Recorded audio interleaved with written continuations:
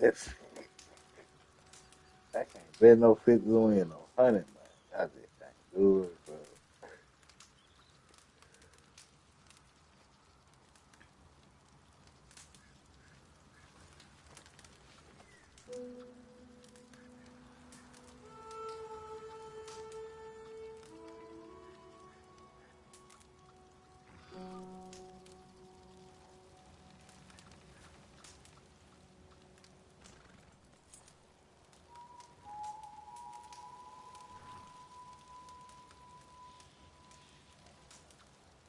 Finish.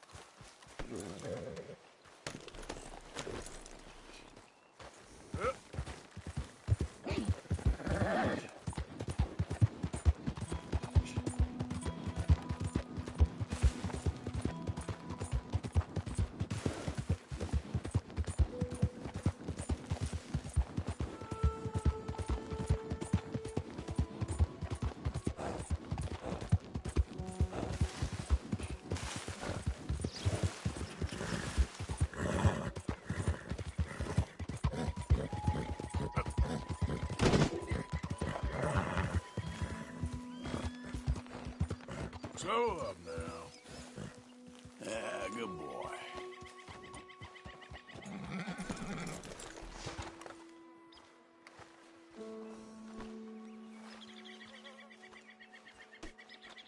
Okay, boy. Yeah.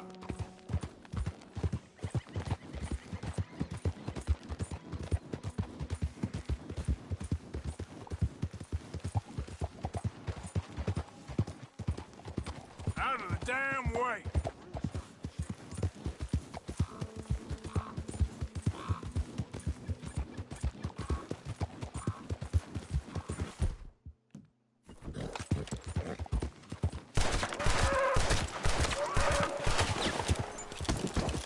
Load up. All right, boy.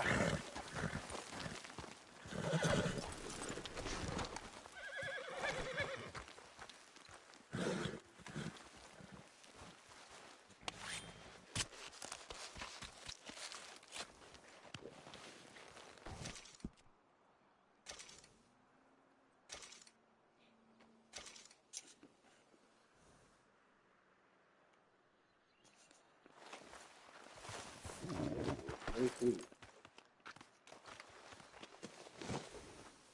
All right, boy. Yep.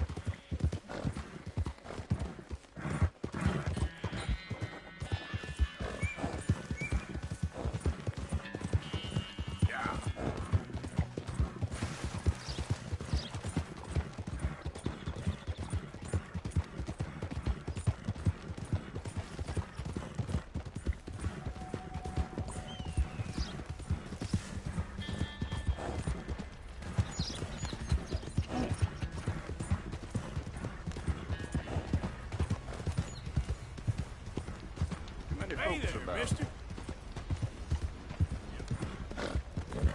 Yep. I got a banner up here.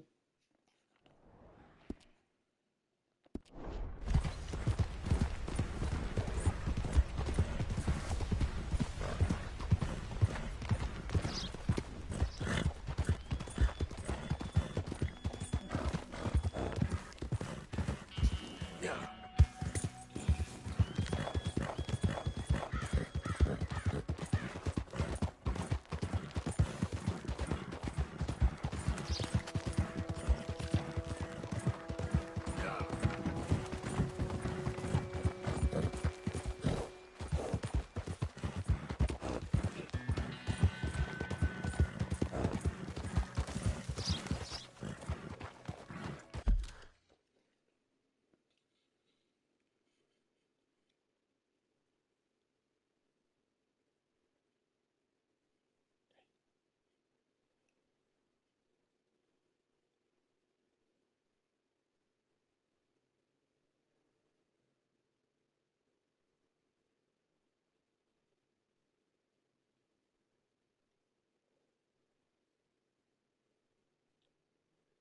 Check me out here.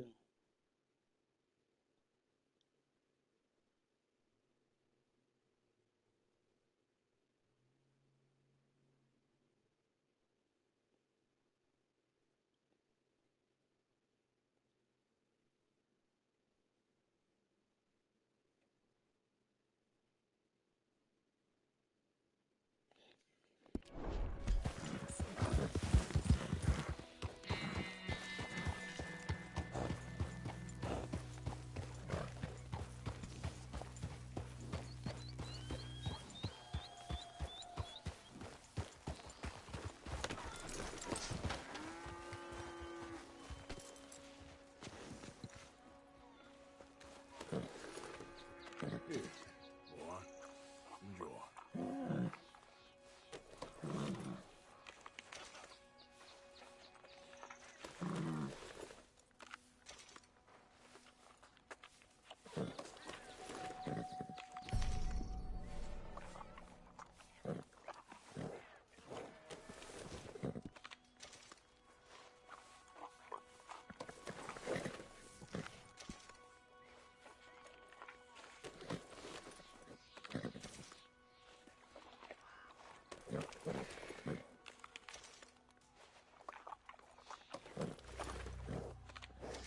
Here you go, boy.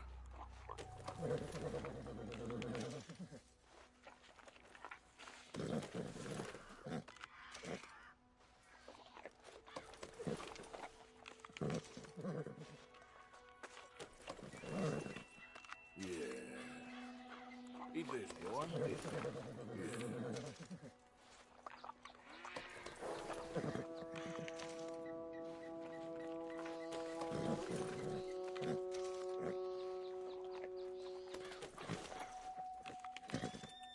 Here you are, boy.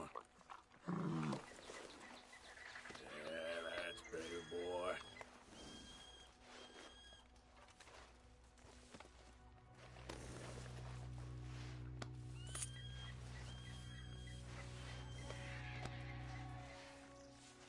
Hey, come on, boy.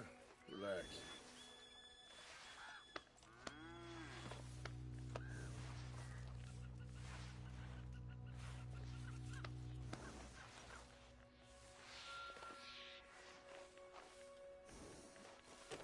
Yeah, here you are, boy.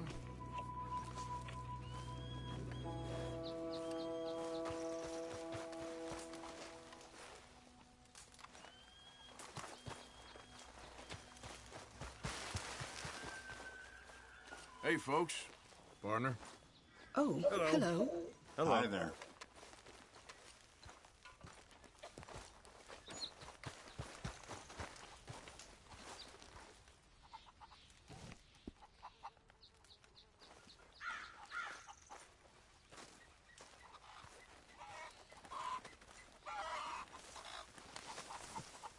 Arthur.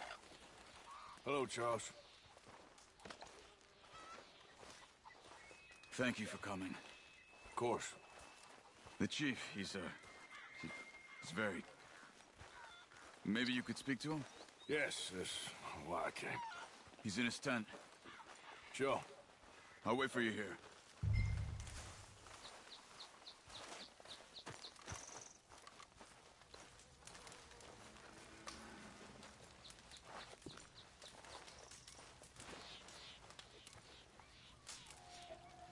Hello? Come in. Mr. Morgan, I'm so glad you could make it. How are you? My son. My son is foolish, but he's still my son. I know your son. A little. He's very brave. Very angry. He's mean. How is your father? He's dead a long time. He lived a lot longer than was good for any of us. My son probably wishes the same to me. I doubt that. I want peace. I need my people to be safe. All my life I've tried to bring peace. But I love my son. They'll hang him for treason.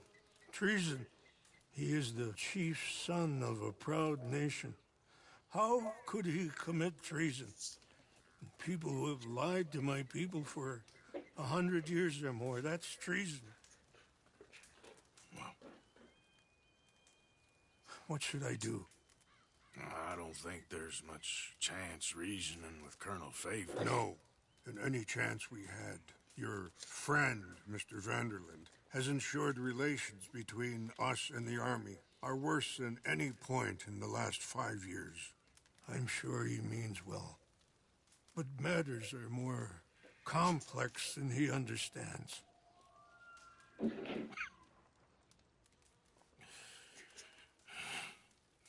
and Charles will try and rescue your son. No. Yes, yes.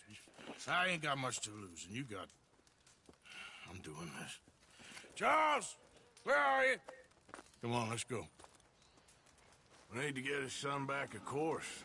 I just ain't sure how. I've been working on that. I think there's a way. Follow me.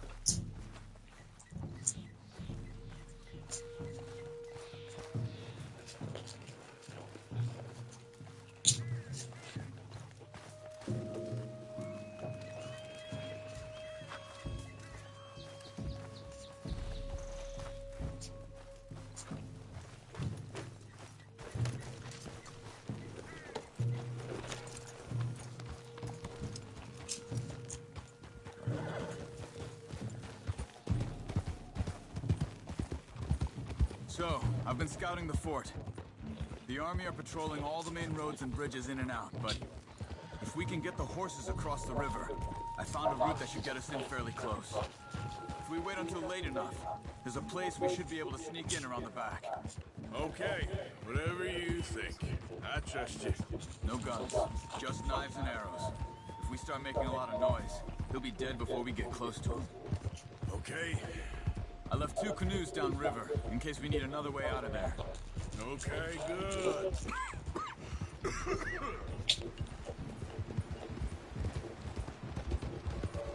You know, this wouldn't have happened if it wasn't for Dutch. Yeah, but we all went along with it. He saw Eagle Flies burned hot, and he fanned the flames. He never had any intention of helping those people. This point, I ain't sure if he's got any intention of even getting us out of here. He could be stringing everyone along. But he's holding all the money. Ain't that crazy? You feel that? There's rain on the wind. I know.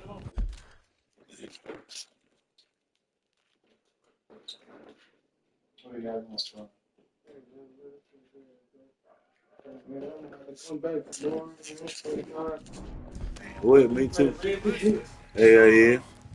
Charles. If it goes bad today, you get yourself out. You need that We charge? got more to lose. No. Okay. Come on. Don't start talking like That's it that. right here. I ain't got shit going I on didn't right tell now. you I'm about to before, pull but up, sit here and you chill, saw it, Doc. play the game. It's pretty bad. It's gonna get worse. Oh, Arthur. How much that other month? Any day we can die. Hmm? We're riding to break an Oh, I'll Indian be chief's delivering it settlement on on a Sundays Cavalry up there. fort. We could both die tonight. Up there. In a way, Tower and all that it is shit a up there. gift to know. In a way, you were lucky. Sure don't feel like that. You still have time to make amends. Right on The this? others, Hosea, Lenny, Sean, Yeah, I already heard he supposed to die then. I'm almost and all done the with other it, too. Islander boys. More vicious pair of bastards than ever was. And that's all Yeah. they ever were and will be. Alright, be careful, son. Ain't easy. Nah, I don't need it. I got some. You got the chance Alright, to do alright. something better. Yeah, I ain't got I enough of them guess trucks maybe tomorrow. that's why you're here now.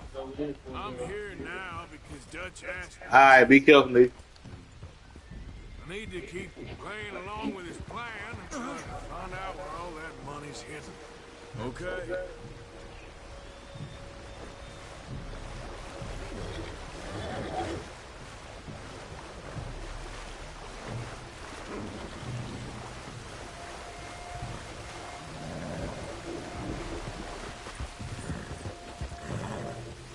Are you all right? I think so. That current's strong. Up here. Follow me. You were right about the damn rain. Let's go, Arthur. Just stay with me. Come on. Yeah. But might help us with sneaking in there. The rainfall told me there was some retaliation after the meeting with Colonel Favors. Come on, Arthur. We don't have time to rest. What's gonna be beautiful tomorrow?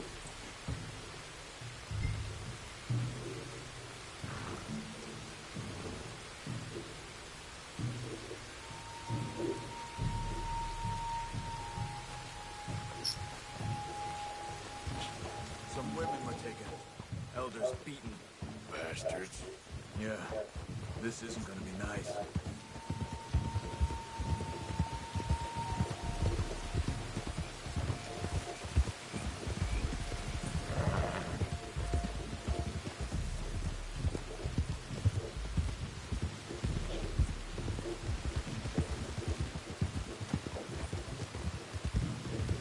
There it is.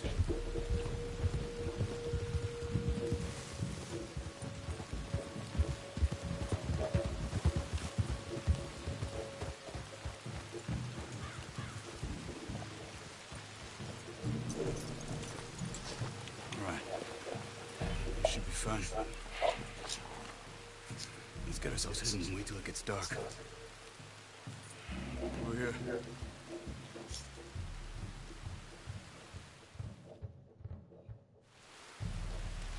I guess this is it. I guess it is. Let's keep quiet. I'm trying to find a way in. Main thing is that they don't hear us. You ready?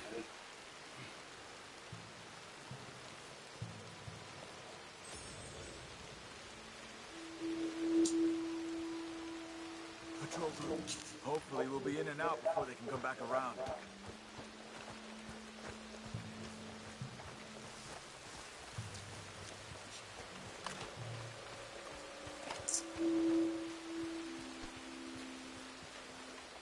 Let's deal with those two at the gate first. You take one, I'll take the other.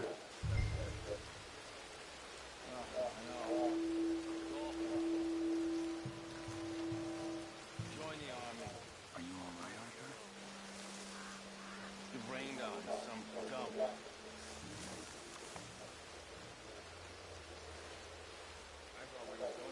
I hear there's war brewing over there.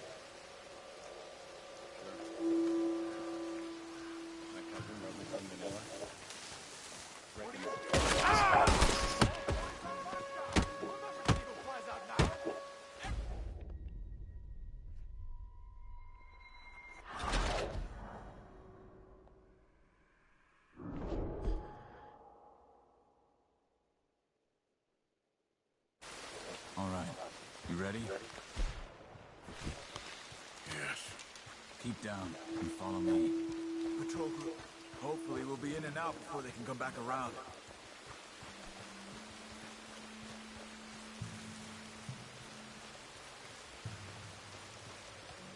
Let's deal with those two at the gate first. You take one, I'll take the other. Oh, I know. It's awful. Okay, come on. Let's see if we can get around the back. Stick to the wall.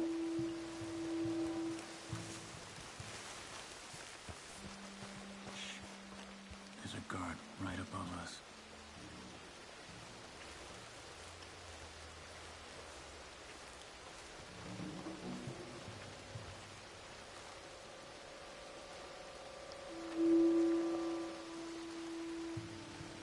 Okay, let's go.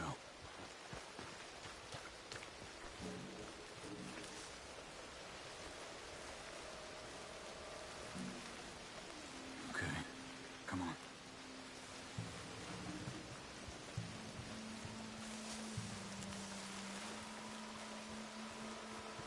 Hold up. Slow. We got two more ahead. One down here, one up in the tower. Let's take one each again.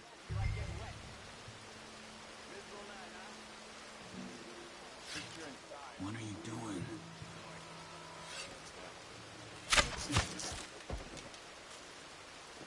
Okay, come on. Around the back.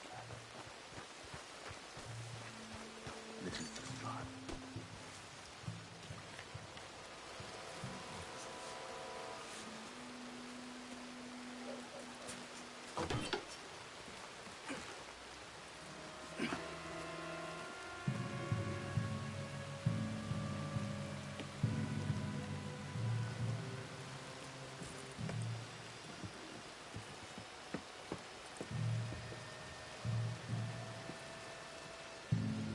There's a guard coming.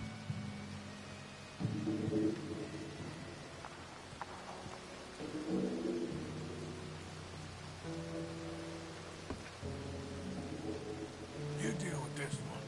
Sure. Okay, Arthur, come on.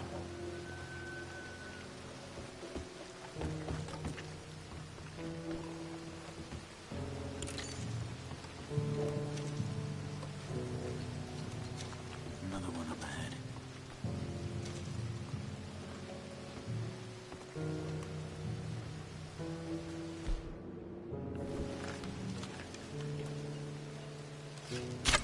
Now keep moving.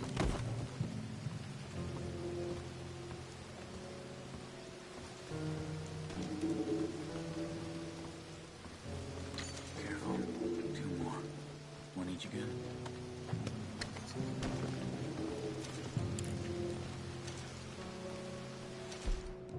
Now, come on.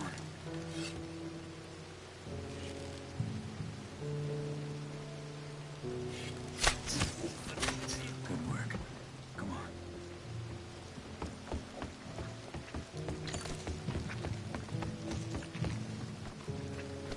Hold back while I check the tower.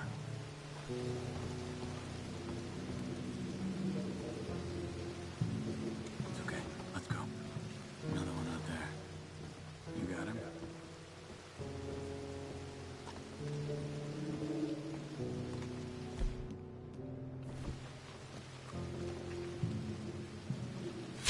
All right. Good. The jail should be just down here.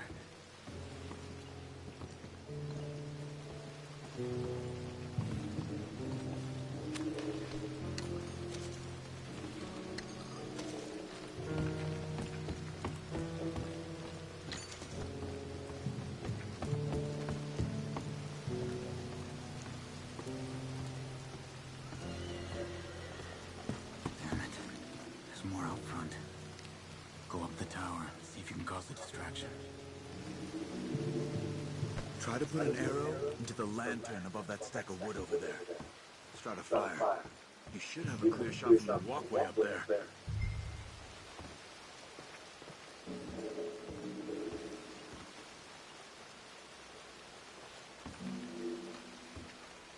Go on, get up there.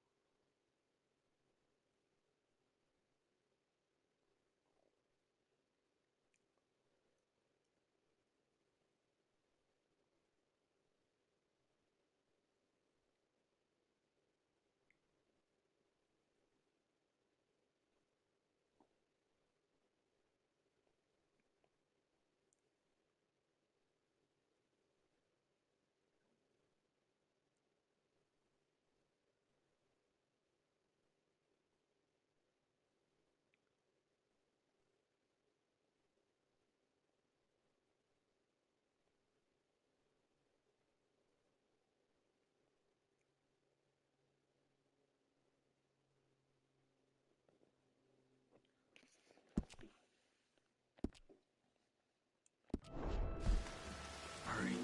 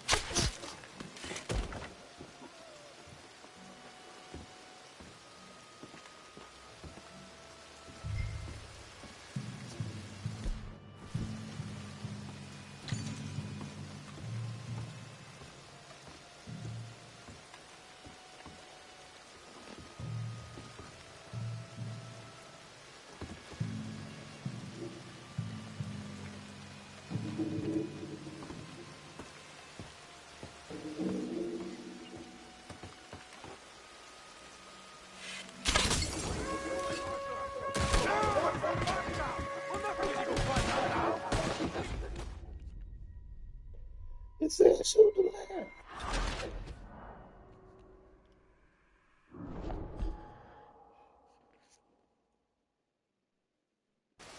Damn it.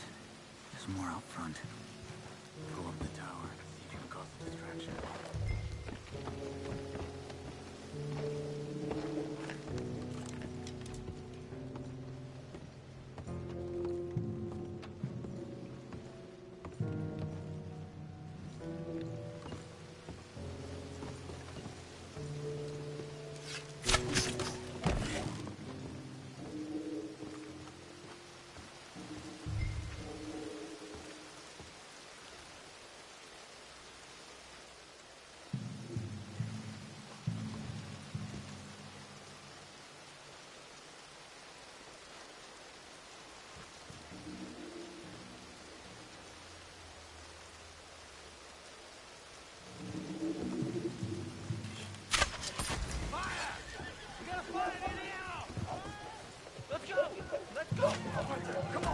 Get down here!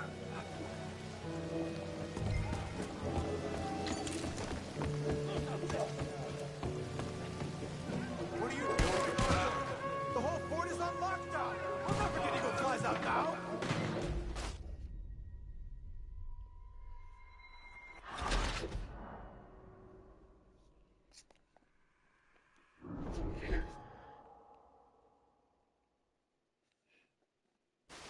Damn it. There's more out front. Go up the tower. See if you can cause a distraction.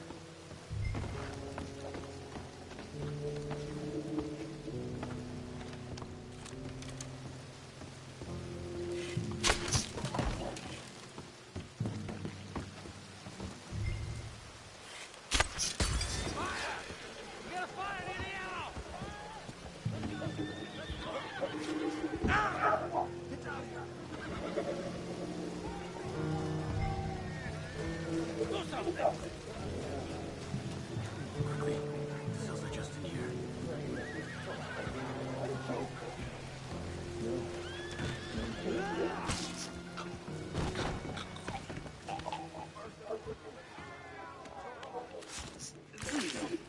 Look for the keys. You have to get me out of here. We're gonna get you out. I'll check the table, Arthur. You search the body.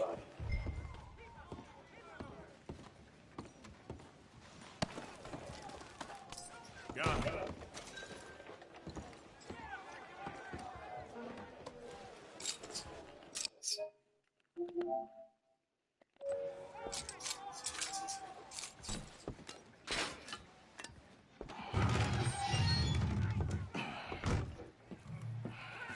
Come on.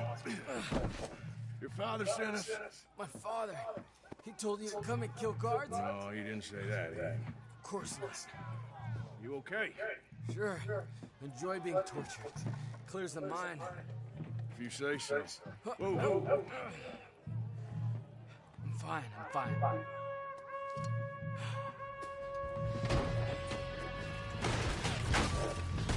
Damn it! We'll have to shoot our way out.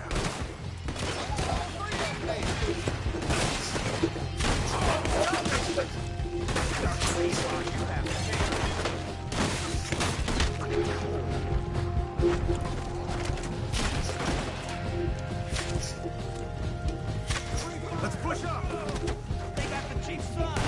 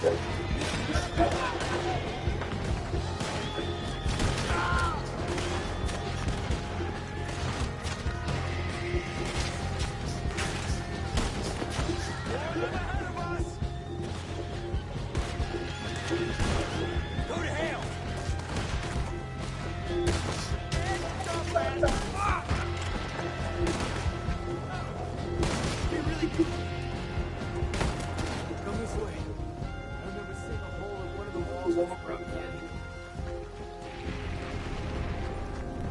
Damn. I must have fixed it. Arthur, deal with this, would you? Yeah, son. How?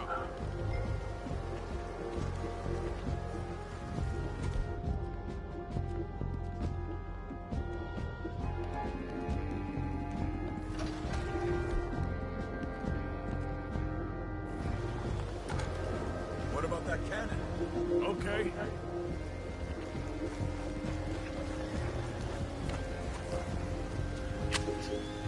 Sounds like one of their patrols is on its way back. Let's move fast. Hurry, Arthur.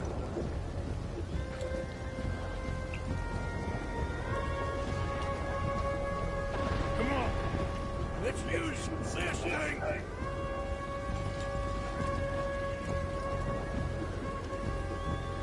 Sounded very close. You need to blow that wall now, Arthur. We're through. Let's go. Okay, boy. Let's go.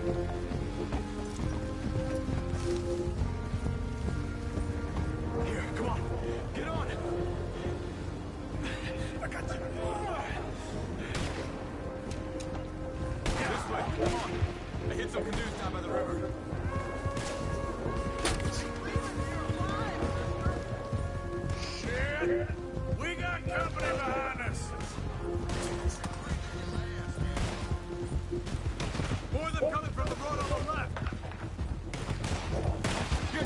The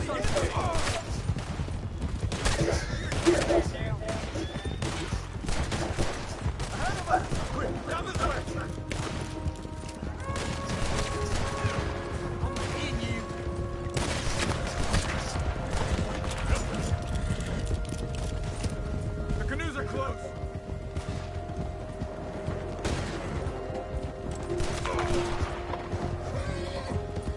We have to get rid of them, Arthur. You deal with them. I'll get the boats ready. Come on. Get in here. Thank you. You say you're brave.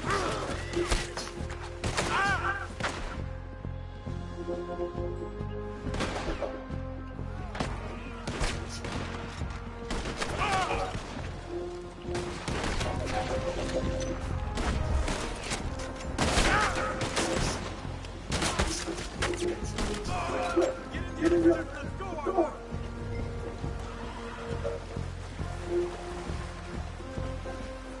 What are you waiting for? Let's get down there as quick as we can. Don't pay for this. Don't wish they killed me when they had a chance.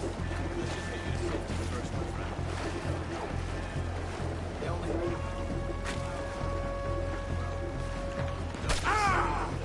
Careful! The current's strong. Damn it! We got more of them on the river. Bang! This is some swell. Watch yourself. Last thing we need is one of us going in. Believe me, that ain't my place. Another one, right! Look out, on the left! Look at that, folks. On your right, Arthur! Are you alright? I'm fine. Give me a gun. I can help. Just keep moving. On the left!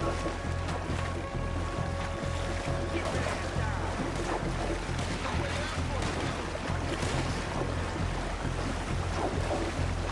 ready for war trouble up ahead?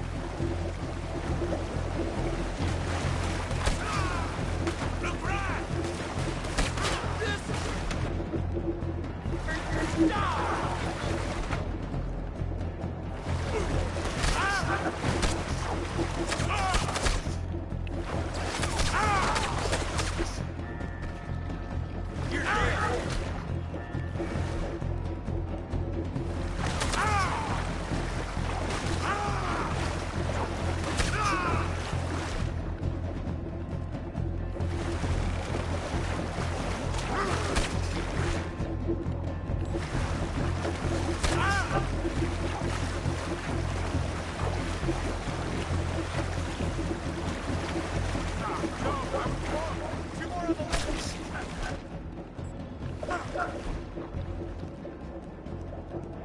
Don't kill our horses!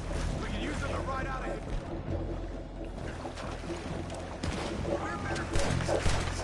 I don't see any more of them. Let's get over to the shore.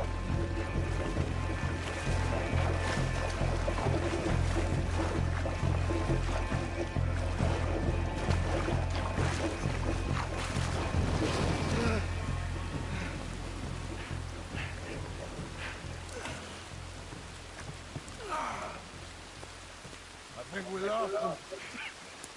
Come on.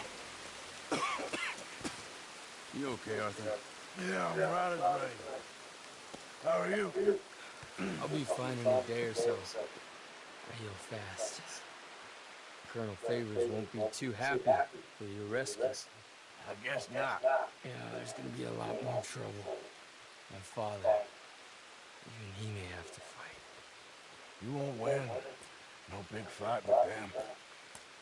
Shouldn't y'all just run away? Where would we go? I don't know. My friend, let me take you back to your phone. Thank you. No mention.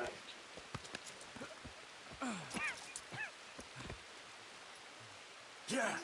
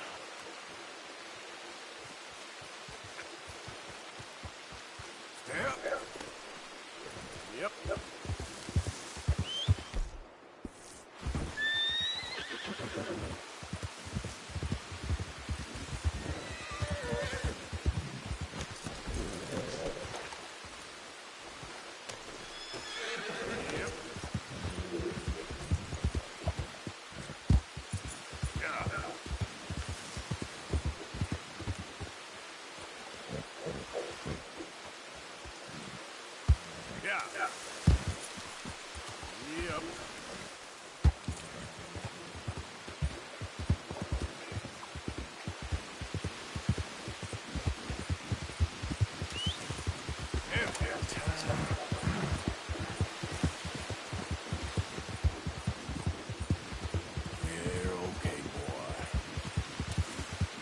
Yeah, okay, boy.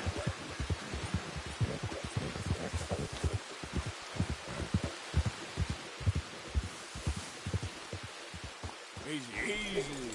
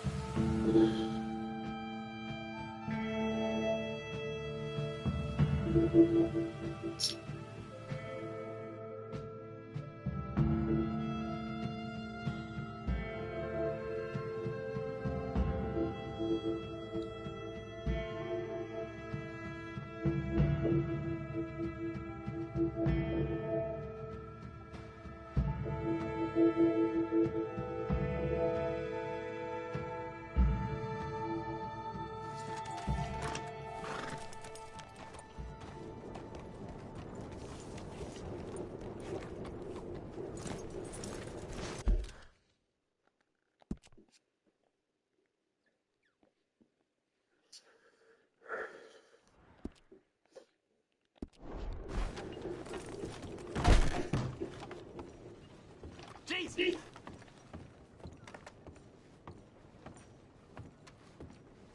Welcome back. Happy to help you start over. Always best to get it done with all at once. Thanks, partner.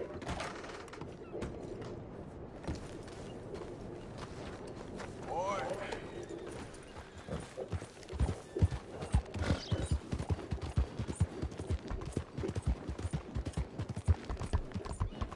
Yeah.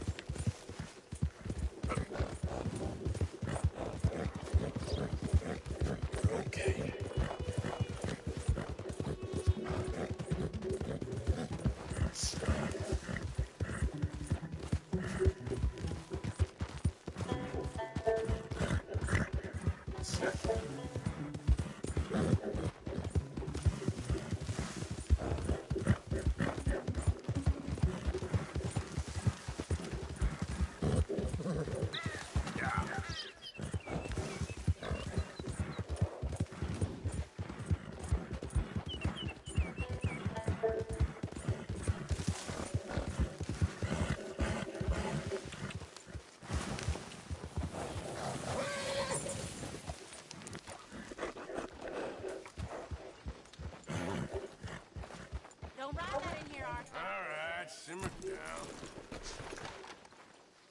Yeah. Morning.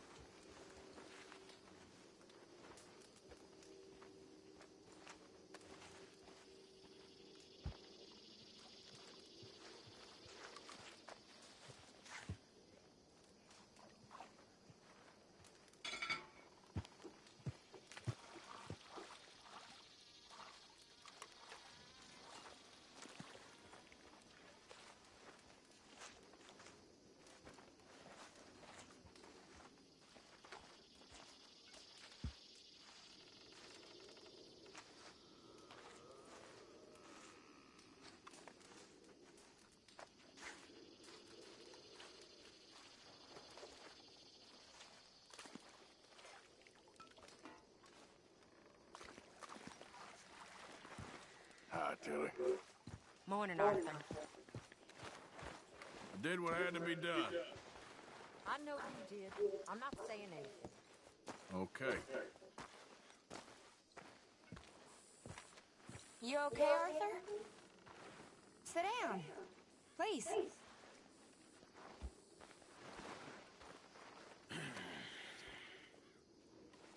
I'm fine. You don't look fine. Well, I had some bad news. Was it Mary? No. No, not exactly. That's me. I'm sick. Sick? Yeah. I might die. Oh. I'm so sorry. Yeah. Me too. Me too. Maybe you'll get better. I don't think so. Then I'm sorry. Only the thing is, since then, I've started seeing things differently. You're making it through this? Bad. The whole world seems different somehow. Ain't much good. How so? I can't explain it. Like better, almost. That a good thing? I guess it is. Only sometimes I ain't doing the good thing. Maybe it's a sign, Arthur. Try. Try to do the good thing. I guess. Only it ain't always clear what that is. Not with the big stuff. I know. Trust me, I know.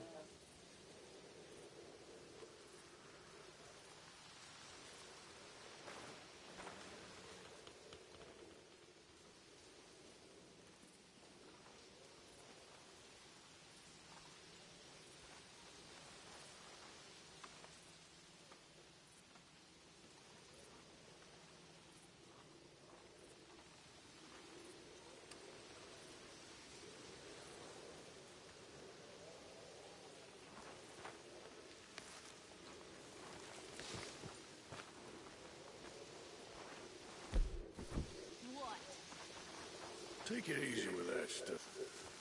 So why are these two still here? Old pals of Micah's. They're getting real comfortable.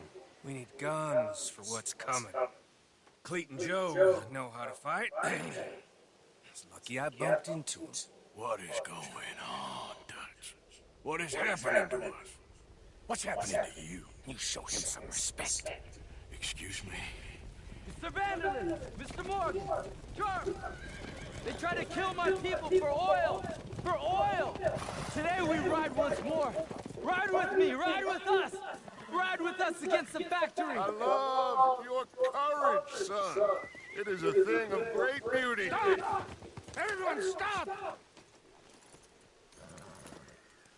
My son, my last son, don't. When I was your age, I fought. I saw death. I have killed. The men I knew were slain. My firstborn, your brother, had his head smashed by a drunken soldier. My wife had her throat slit. I made peace. I knew not to trust, yet I had no choice. Maybe you were right. Maybe the slow death is worse than the fast one. Maybe none of these men are good.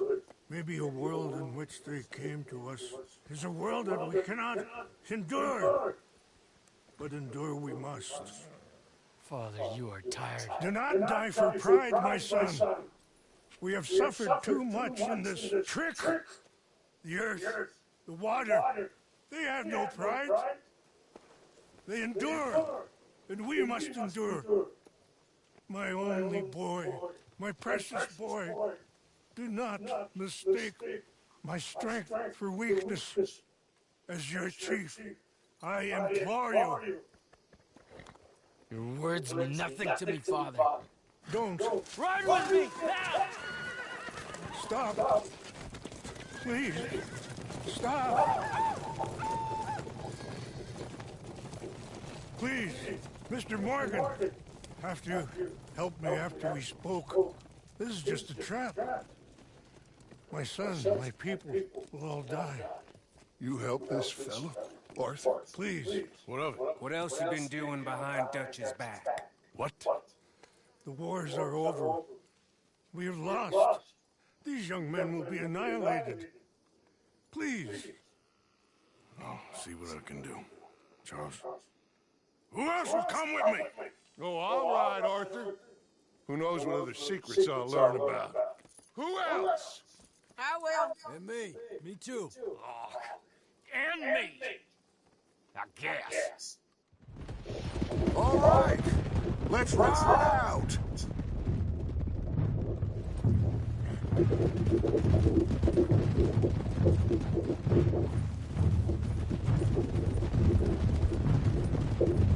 What else have you been doing behind my back, Arthur? I was trying to stop this mess from getting any worse. Maybe that didn't work. Why the hell would they attack the oil fields? What do you mean? It's perfect. This was your idea? Partly. The army, the government, the industrialists. They've taken everything from these people. Wouldn't you want to fight back? Handed them death sentence. Just like John if we hadn't got him out of that prison. Hey, show some goddamn respect. You'll know when I ain't showing respect, Bill. I had a plan. I still have a plan. What plan? What goddamn plan, Dutch? Tahiti? Timbuktu? That's enough! What's wrong with you all? What happened to loyalty? Yeah. What did? Thank you, Javier. Bill. Right now, it doesn't matter how we got here. These men need our help. I have a plan. This is the plan. So either stick with me or cut loose. Because I am tired of this constant descent. Long tired of it. Now come on.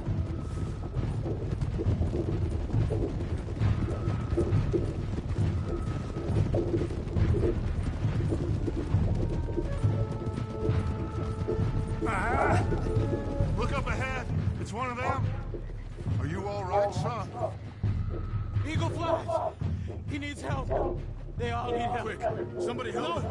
No, go! Please hurry! I'll be... Come on!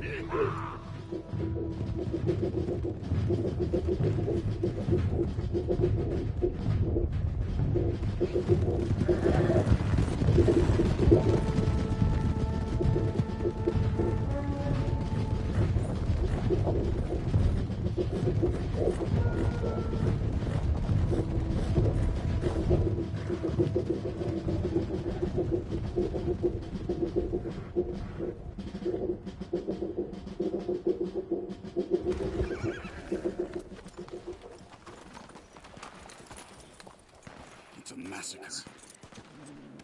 We gotta help these men. Anyone see eagle flies? There. Going across the walkway. Got what you wanted, Dutch. You coming, Arthur? I'm gonna try and save him. The fight is unwinnable. You go and distract them and let me get to him. Have it your way. The rest of you, ride with me. Let's meet up at the factory. Let's ride! Yeah! Go with them. Try and help there. I'm better off alone. We're riding with you. Come on, then. Yeah! Let's ride!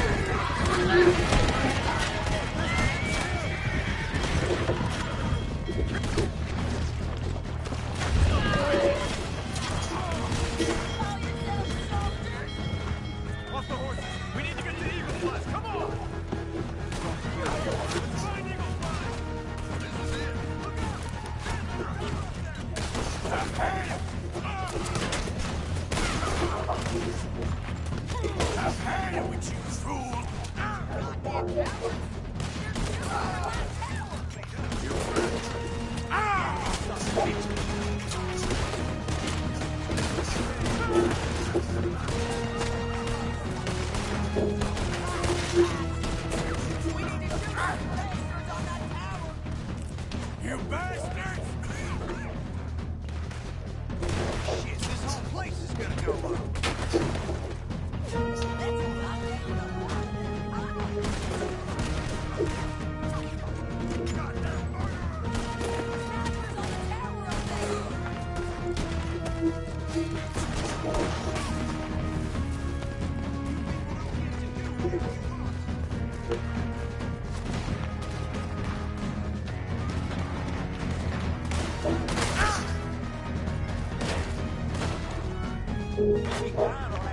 This regiment is...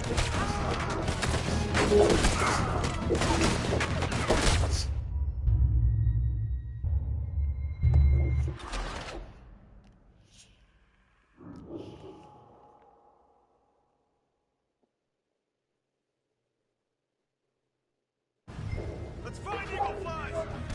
Snipers on the tower over there! Come on, make them pay! This regiment is a joke!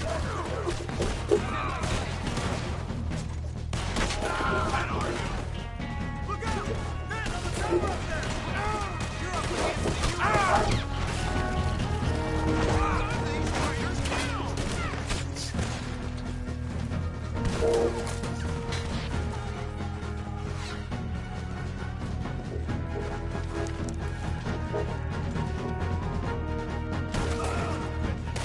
You bastards!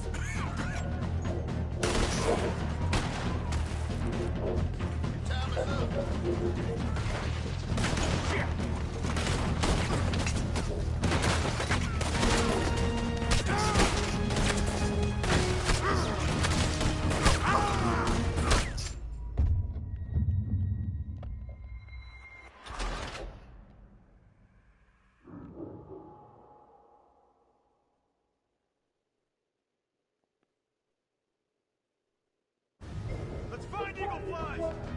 They're shooting from that tower! You want war? We'll give you a war! Where's that tower? Hey! I'll warn you! What the hell are you?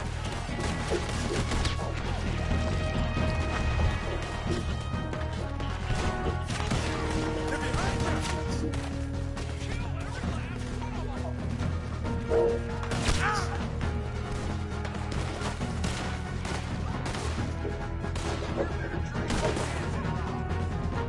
You bastards!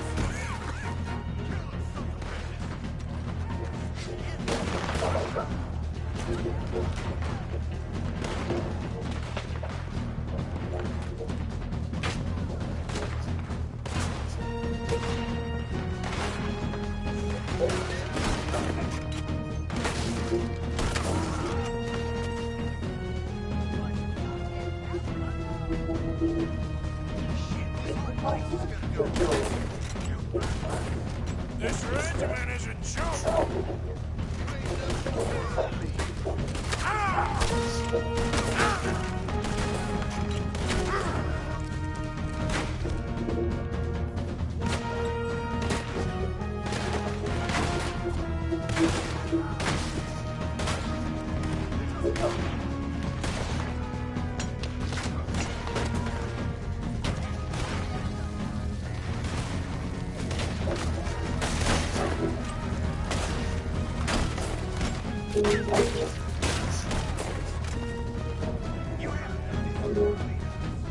How many of you does it take?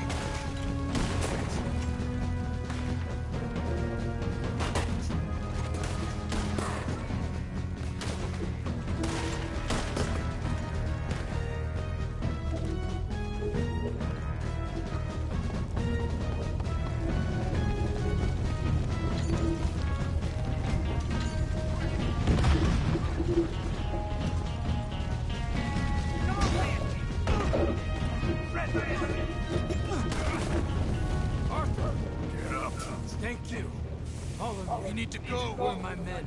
Where are my men? We saw some fighting by the factory. That's where Dutch is gone. Let's go, quick! Any men we see, we must save them. Let's find the others. We need to get to the factory building. You thought we wouldn't fight?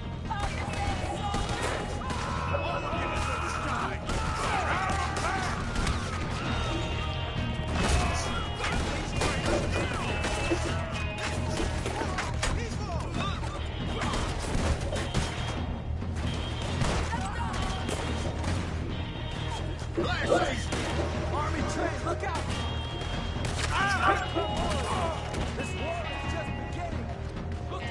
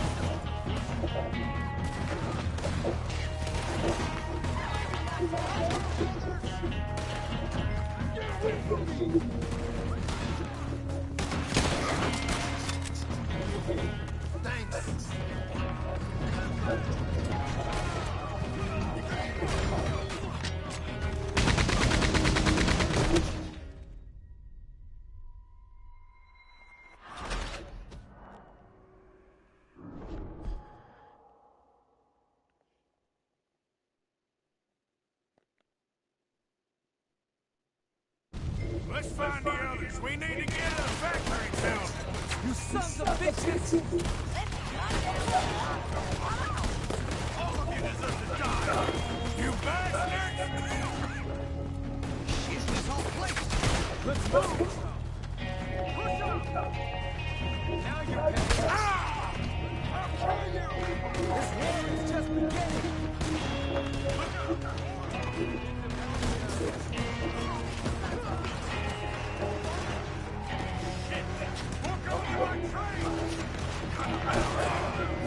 What do you think you are?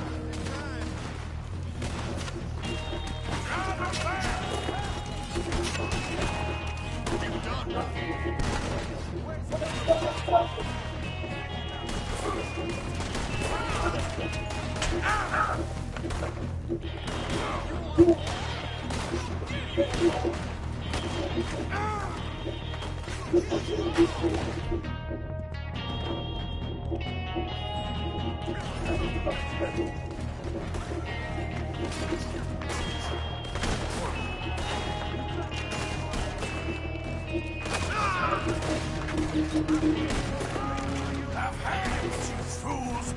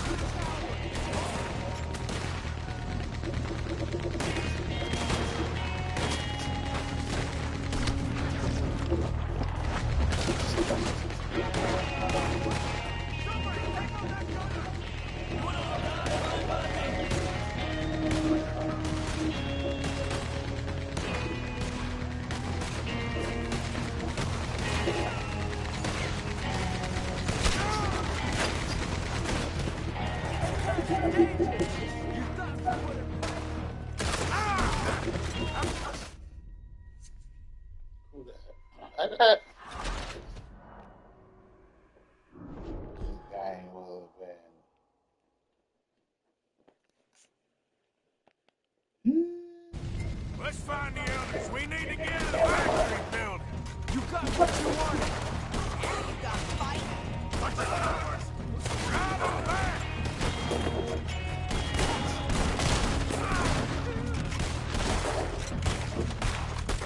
Move on. To the death. Look out for them. They're nothing but murderers.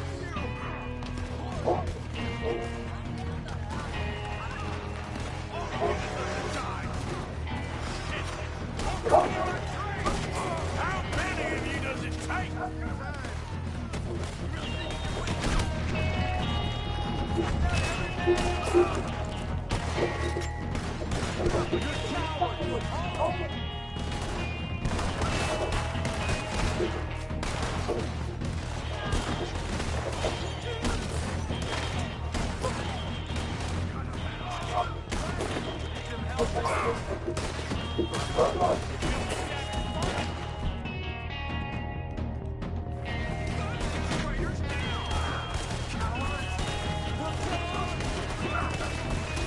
This regiment is in charge.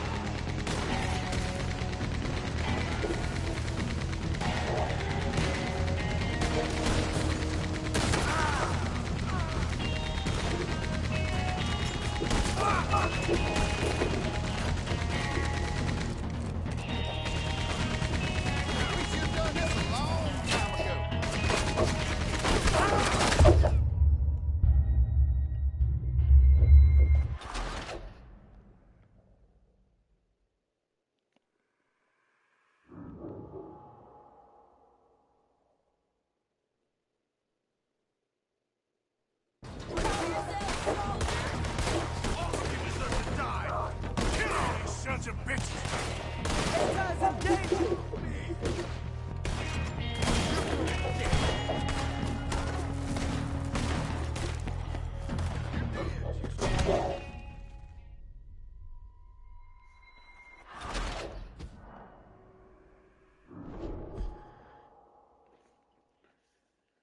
See, they like this should be my fault.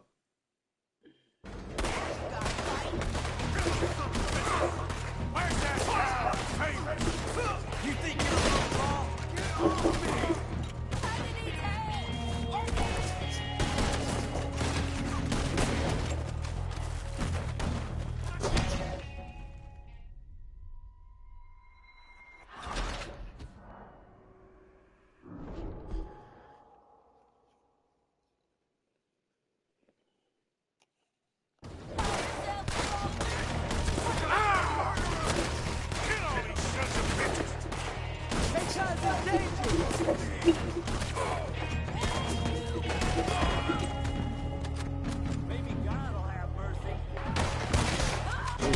so fucking sorry.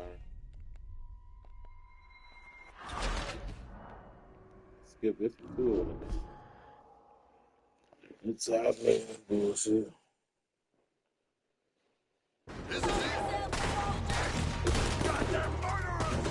This regiment is a joke!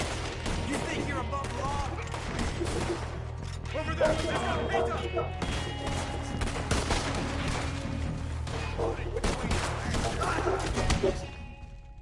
Oh, I gotta hurry up and get over there. I wonder what the hell.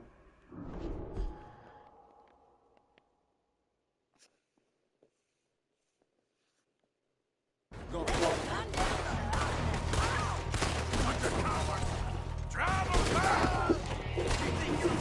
Get off me! Over there! They've got pizza! Thank you. That nigga so fucking sorry. Pizza! You're alive! Yes! For now! Come on! Let's go! Now you got fight. You really think you can win this? All of you deserve to die!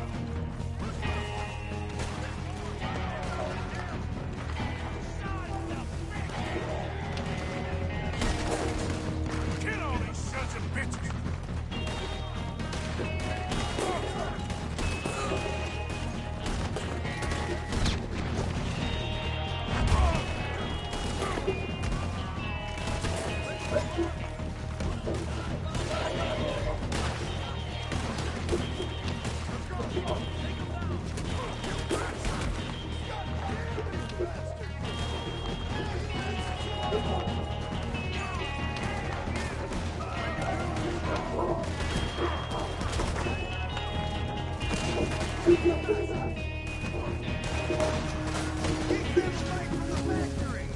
Where's that coward face?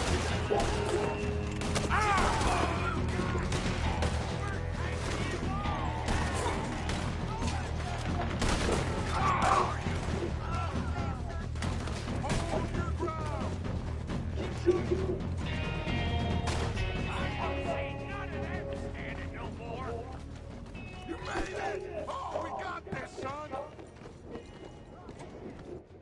So good of you to join us. Hello, son. Hey, Saved your life. you did. You're quite the hero, Arthur, ain't you? Just a regular good guy, same as always. What is it with you, Arthur? What is it? I don't get you. Don't get you no more. Oh, the doubting. The doubting. Come on, get him out of here. All of you. Come on. Let's go finish things. Finish what? Oh, the doubts. You know why I wanted them to attack this place? I have no idea. Javier, you get them and you go. Till I find all my men. I'm not leaving. As you wish. Rest of you, get out of here. I'm staying with you. We're getting our ticket out of here. We need to find the office. It's upstairs on the other side.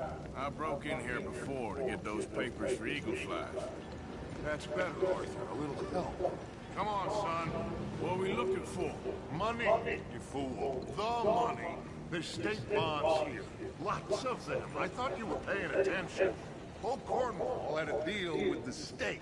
He was being paid to develop the region against the federal government's wishes, as they didn't want problems with the Indians. Anyway, So we get it. We're done. We're almost free. yes. If we're right. We've had tough times. The toughest of times. But come on. Don't doubt me no more.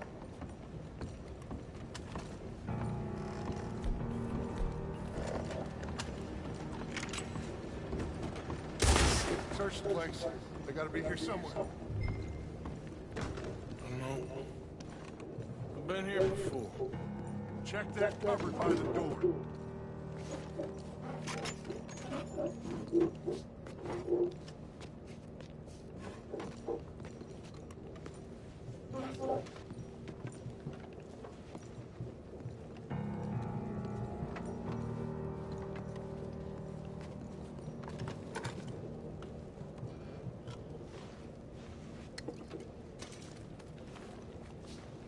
I got him. I got him.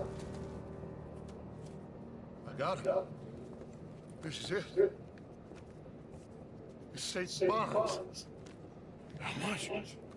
It's a few $1,000s worth, maybe more. Oh, we are nearly there. Arthur, we're nearly there. Mr. Morgan, let's go home. Let's get out here, Arthur.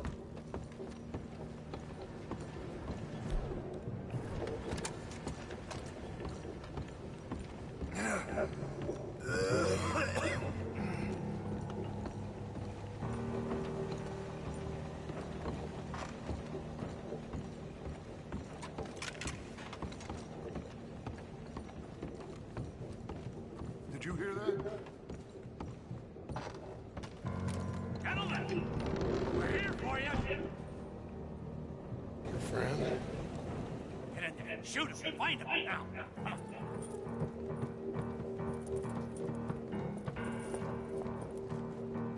Come on, Arthur! We have got to get out of here!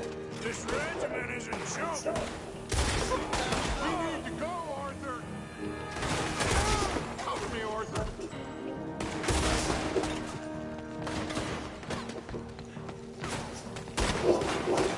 Look who we got here!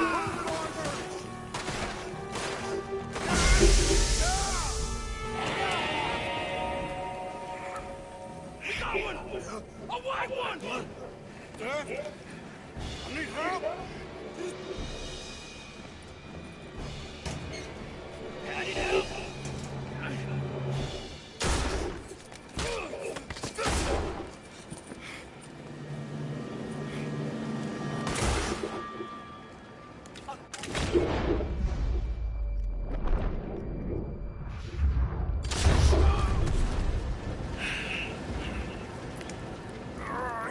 You silly fool! Come on! You saved my life more than once. To give mine for yours, it's as it should be. Come on! We need to go. You ran away. Oh, I did no such thing. Don't be a fool. They could be back here any minute. We did it, gentlemen. Well, we got some money. And with the train job, well, we got a whole lot of money. Come on. Everything is coming together. Exactly as I planned. I've got to take the boy to his father. As you wish. Usually is nowadays. Sure. Come on! We gotta get back to camp and prepare. Let's ride! I'll be back when I can. I'll stay with you. And me, of course. And so will I. No, get out of here. Please. This ain't gonna be nothing nice. Be safe, Arthur. All right, come on. Let's get him to Wapiti as fast as we can. Hold on, my friend. Men, we must go back for the bodies. We will. Save your strength. My friend, I'm sorry. About this, about all of this. You have nothing to be sorry for. You know, Dutch is... I guess my thinking is he used you. He wasn't trying to help anyone but himself and his own crazy principles. We're grown men. Nobody made us do anything. Maybe I'm talking for my people as much as for yours. We saw he turned crazy and we couldn't believe it and we...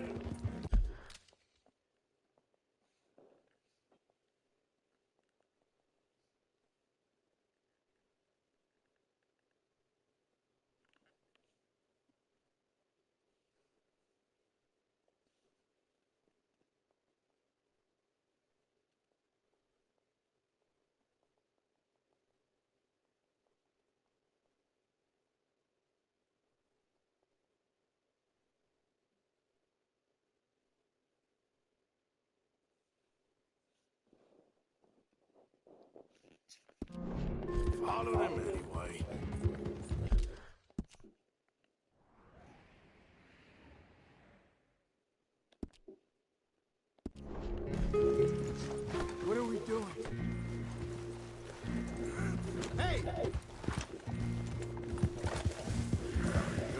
Charles? Not really. All this death, and for what? Just so we can have enough money to be able to run away from what we've done? There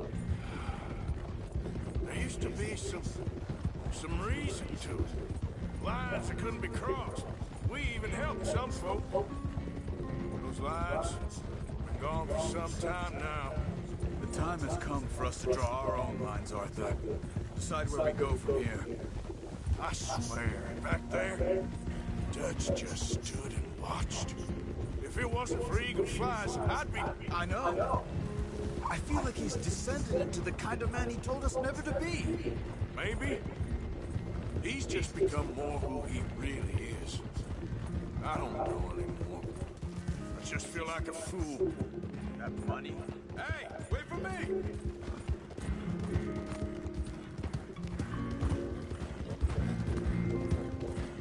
Now stay with me, please.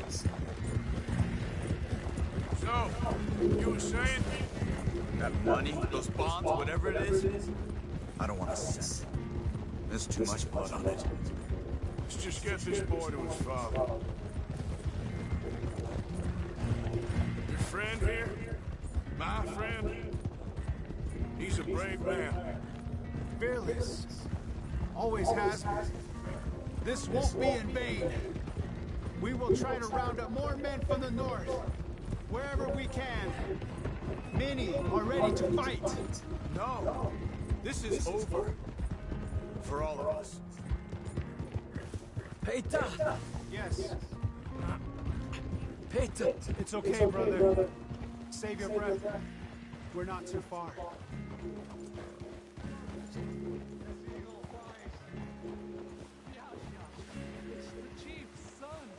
I think he's been shot.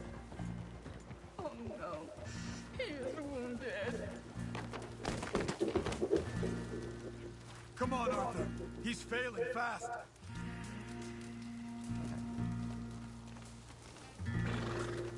We must hurry, Arthur.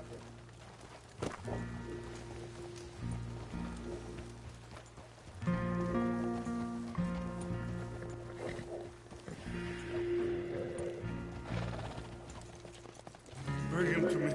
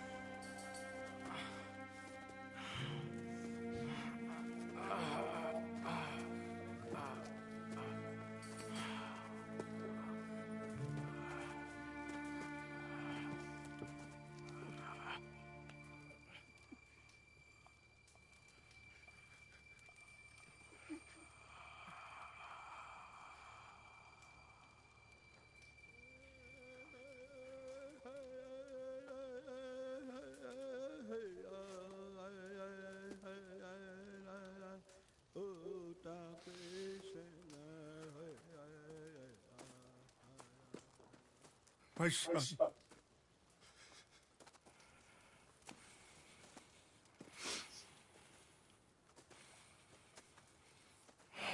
What are they gonna do now? They must move. And fast. I'll stay and help them. Yeah, I'll stay too. No, my friend. You have others who need you. Good people.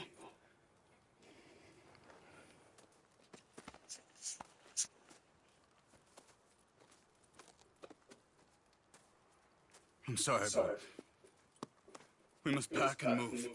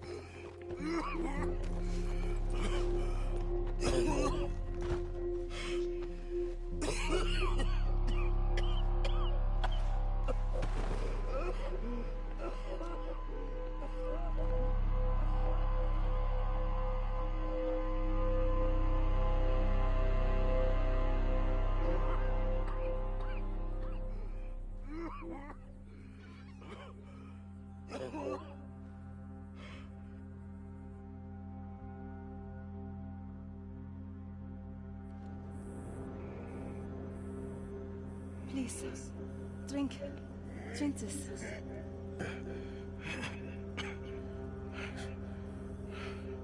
Rest a minute. Wenn ich besser Englisch könnte. Sie haben uns gerettet, als wir wirklich Hilfe brauchten. Und jetzt können wir sie nicht retten. Aber...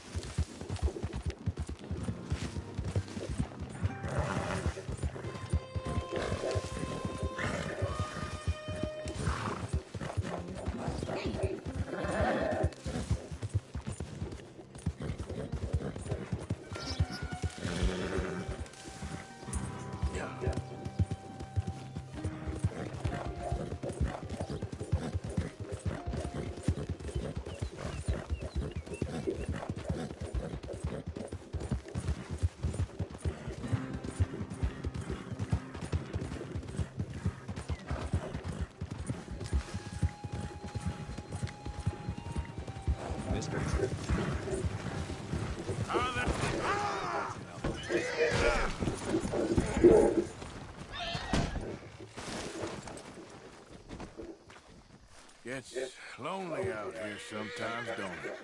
Uh-huh. Let's go, boy. Yeah.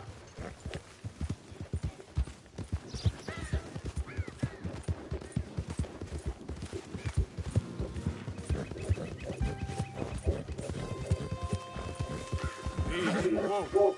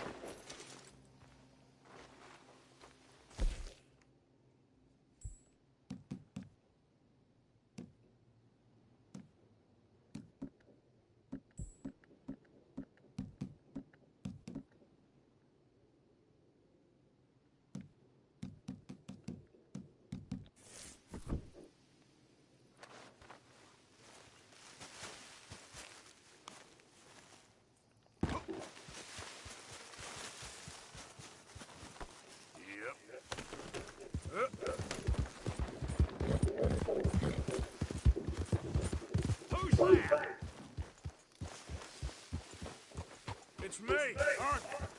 Wondered when you'd roll back in.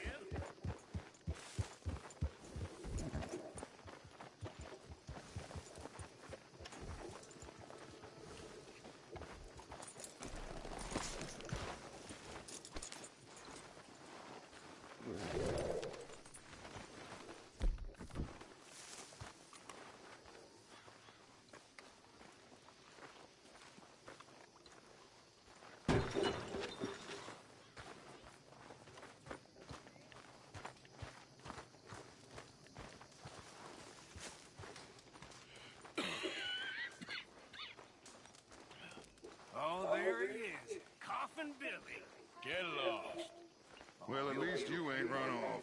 And if you ain't, we'll all miss you. What you talking about? Pearson left. Old uncle. The traitors.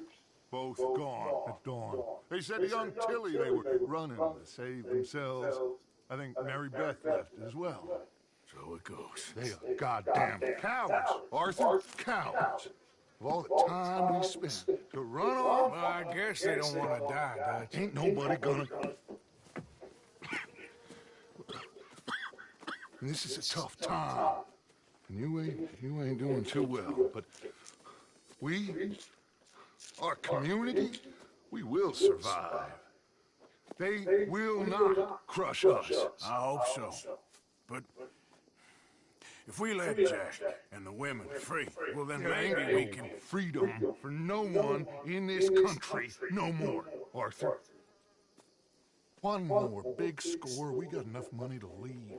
All this turmoil has the army and Pinkerton spinning. We take a boat and slip away. I don't know what you're saying, Dutch, but it seems like I've heard it all before. Just one more. There's a goddamn train. Arthur! This is different. We know this is full of cash. Army payroll, money and supplies to repair the bridge that you blew. This is all going to plan. We rob Uncle Sam, and we leave.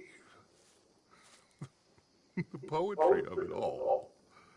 What do you think? It sounds wonderful. Hell, I ain't got much to lose, but you gotta do what's right and cut some loose. John and his family. I'm afraid I have to insist. I mean, we gotta let them go, because if the Pinkertons come through again, they will kill everyone. John? Insist? Yeah. Insist. Of course, pal. Whatever you think is best, I will. See to it. Huh? Now, we gonna rob a train? Sure. We will survive. We will flourish. We have work to do, my friends. Let's go. Come on. We are gonna borrow a little money from old Uncle Sam and be out of his hair once and for all. He insists upon it. Insists. Let's ride out, gentlemen. Let's go. Yeah.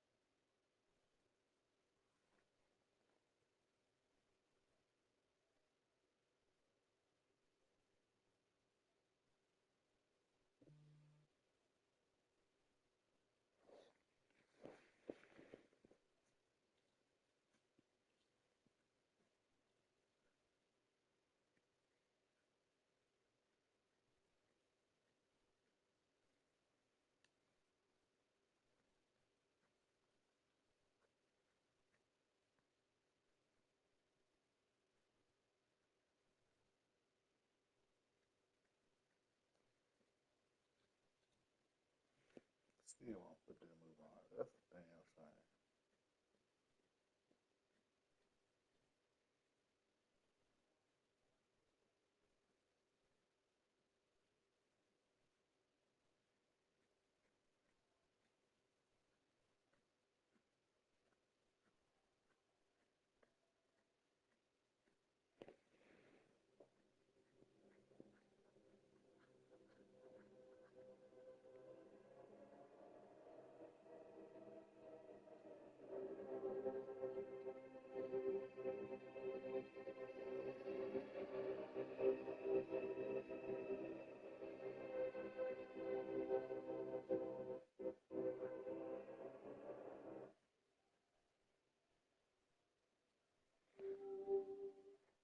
But Denver is overloaded at the quarterback position. They have Champ Bailey on a $63 million contract. They just traded for and signed Trey Bly during the offseason. They have Dominique Foxworth. So it's hard for me to believe that they're trading up for a corner. The one guy here that would help fill a need would be John Beeson, the linebacker from Miami. They would move DJ Williams inside to middle linebacker.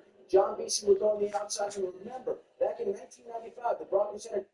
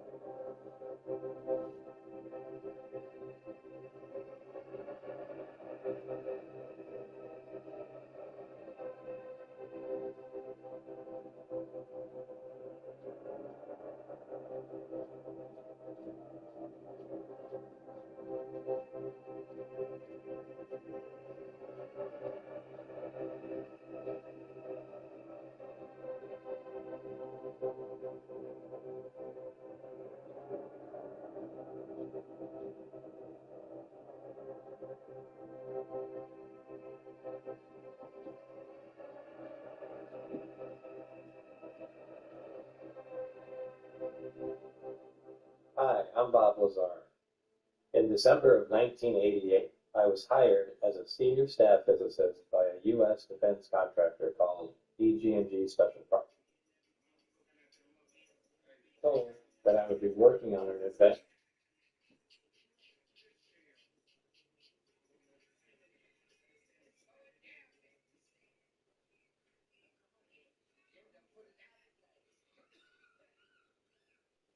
Alex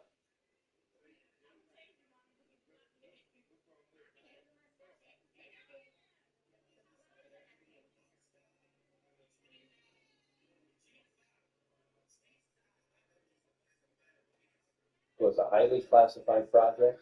I was never comfortable knowing that the secret was being kept from the world. As work there progressed, I began to worry that what I knew could endanger my life. Wanting to protect myself, I decided to go public and reveal the secrets of S4. Since then, my story has been told countless times from people all over the world. No one has ever been able to show exactly what I saw with my own eyes, until now.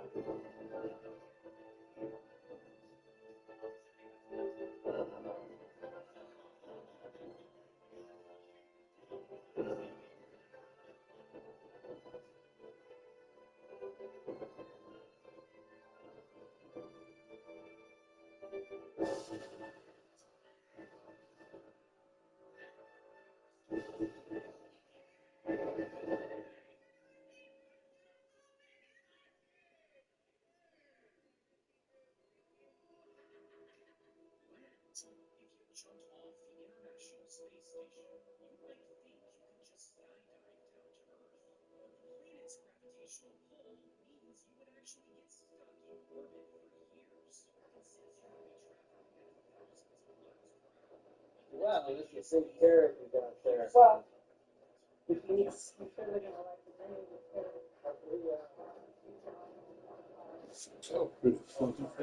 yeah, yeah.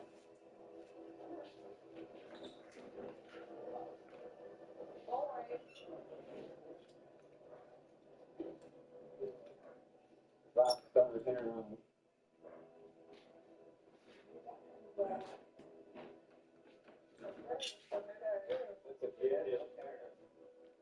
I get asked a lot if I regret going forward. I've also said for years, if I go forward, I'll come to this point. If I could go back in time, I do wonder what would happen if I did go forward, just played along. It didn't take anything out to start going. I don't know how things would have turned out. I don't know if that would have been the right thing to do anyway, because it really bothered me that all this became kept secret.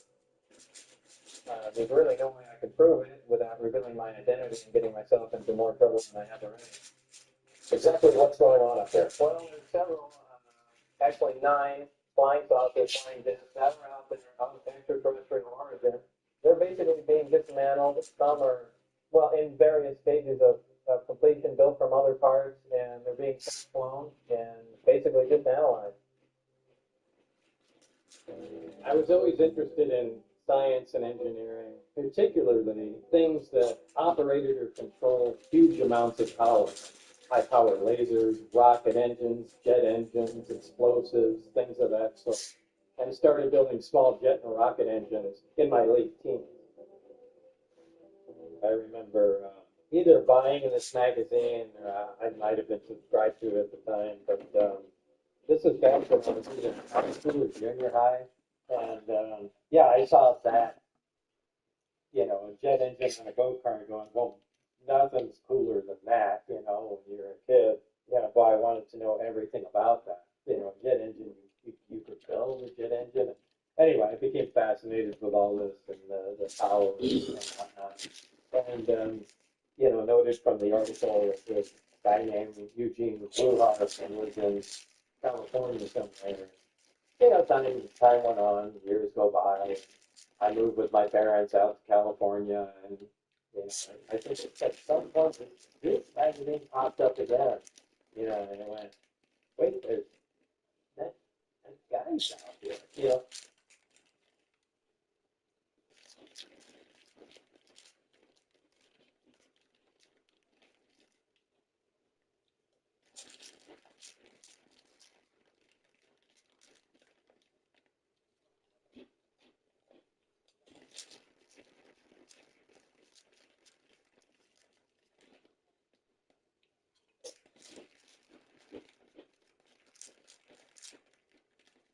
I think it was in Gardenia, California, when I started to make skies. So, you know, I just drove out there.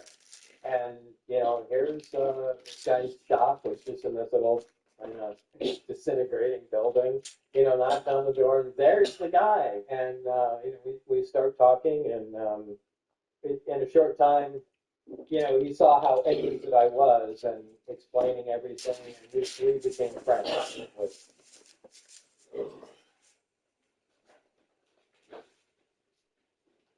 Constantly going back and forth there, and learning a lot about how everything worked. You know, supersonic aerodynamics and the shock waves that work inside. It's stuff that you are not going to learn in high school at that time.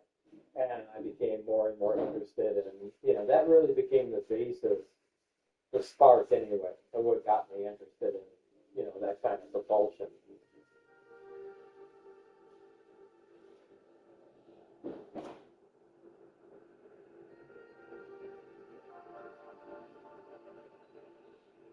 An old friend of mine, Jim, who worked in the same place I did, Fairchild Electronics, and came in one day and said, I went to the racetrack last night. I think it was Orange County Raceway, and they had jet cars. It's just this big jet engine with wheels on it, and they were racing. And fires blasting out the back. They said, yeah, you gotta go. And I went there. I was probably in my early 20s, maybe 21 years old. And I thought, that is without a doubt the coolest thing I've ever seen. And I immediately, I have to have one of those things. And I think that was kind of the seed that started it.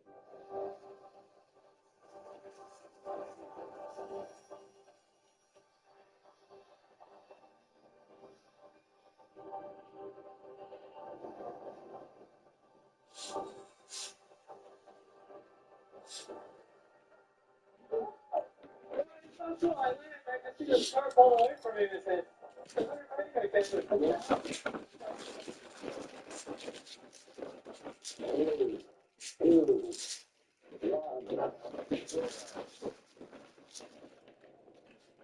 wife had a Honda Civic, and as it turned out, just looking at it one day, the hatchback really looked like a jet would fit in there. I just started taking it apart, and to her surprise, there was a jet in there in a short period of time. But she was okay with it, and kind of became a project for a while, and it turned out to be pretty cool.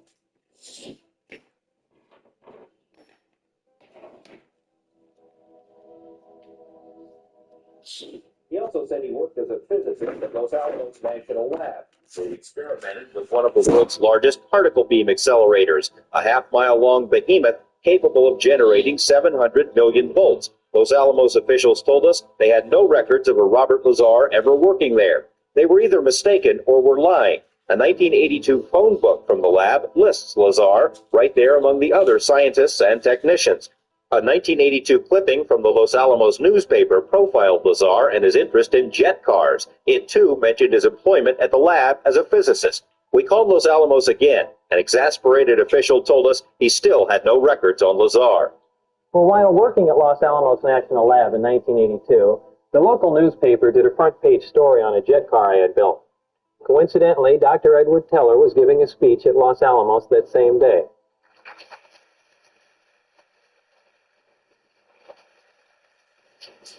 One, two, three, four. We don't want war. Reagan is our first president who had the courage to tell the American people a big part of the truth. When I arrived early to hear his speech, Dr. Teller was still sitting outside, reading a story about me in the newspaper. I used that to strike up a conversation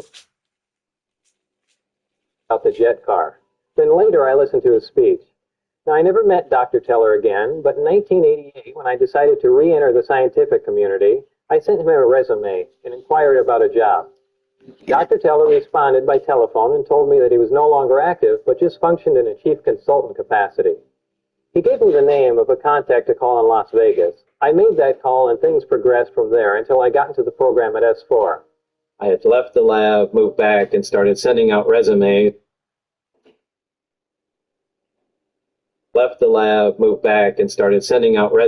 And that's when he said, I think I had, have something you might be interested in. And that's when he's directed me to EG&G, and their special projects division is where I had the interview. And that was actually apparently for yet another job. And after my interview, they said, there's actually a different position that you might plug into a little bit better. So yeah, it was kind of a bumpy road to S4, but it was all through it. EG&G, which is where Lazar says he was interviewed for the job at S4, also has no record. It's as if someone has made him disappear. The consulting engineering firm of Edgerton, Grimmershausen, and Greer. These three, together with their staff, will conduct the highly important Teller Alpha experiment, devised in 1947 by Dr. Edward Teller, a University of Chicago physicist and Los Alamos consultant, involves the Zero Tower and the Teller Alpha reflectors. He is not your typical straight-laced science guy, science nerd that might typically be hired at a place like Los Alamos or at S4. So, if you wanted to hire a guy who could think clearly, out of the box, and help solve problems, but who could be discredited if you needed to do that, Bob was probably the best person in the country at the time. He was perfect for it. My name is George Knapp. I'm an investigative reporter, former anchor at KLAS TV, and I'm the guy who broke the story about Bob Lazar. You're in 30 of them. High school reunion or something. Hey, it's good to see you too, man. I get more UFO books than anybody in the planet. Yeah. That's all CIA secret history stuff. Got some Emmys. I got some film Emmys out there. Lazar 51, Lazar 51. But it all starts with you, so it's your fault that my house looks like this. Oh, I remember you showed me a flying. There it is with the aliens inside. Yeah, I thought that was really cute. Alien puppets. Yeah. Let me start this way first. So, this is the first time Bob and I have ever been on camera together. When I first met him, he came forward and spoke to us because he was afraid for his life. So I started trying to check out what's on his resume, where he had worked, where he'd gone to school. Started with the schools. And it was an immediate roadblock. MIT and Caltech both said, we don't have any record of him. I thought, well, this series could end right here, And then so this prompted conversations with me and Bob, and he explained some of what was going on. He said, look, I worked at Los Alamos. I was there. I was working in a scientific capacity on classified programs. That is a fact. And I decided, well, that's what we'll focus on. If he worked at Los Alamos in a scientific capacity on classified stuff, this is a go. And so I started a correspondence with Los Alamos. And they were a pain in the ass right from the beginning. We don't have any record of him ever being there in any capacity. Sorry. Then we had the phone book. There he is in the phone book. I sent it to him. Hey, folks, here he is. Yeah, we can't find I think they called it a Z number. Can't find it. Sorry. Then I had the Los Alamos Monitor front page story about Bob being a physicist working there. I sent that to him. Have you guys seen this? Los Alamos is a small town. It's not like he can lie about it on the front page of the paper and get away with it. No, sorry, we don't have him. But maybe he worked for Kirkmeyer. So I started a correspondence with Kirkmeyer. This is a company that is a headhunter. They hire people. They find people to fill positions, scientific and technical capabilities at places like Los Alamos Lab. You have records on a guy named Robert Lazar. And they said, yes, we do. I said, can I get him? They said, yeah, if you get a signed letter from him, or we can send him to him or you with a letter with permission. I said, great, and send it to him. Weeks go by, no response. Months go by, no response. I'm writing back to him. I got a stack of letters like this to Los Alamos and Kirkmeyer, and I'm asking him, you said you had the records. You said you had hired him. You got him a job there. Can I get him? And eventually, it was a back and forth. Yes, we have him. No, we can't find him. No, we never had him. I knew they were lying to me. That really is a key moment for me because I knew that Los Alamos was lying to me, and I knew that Kirkmeyer was lying to me, and it pissed me off.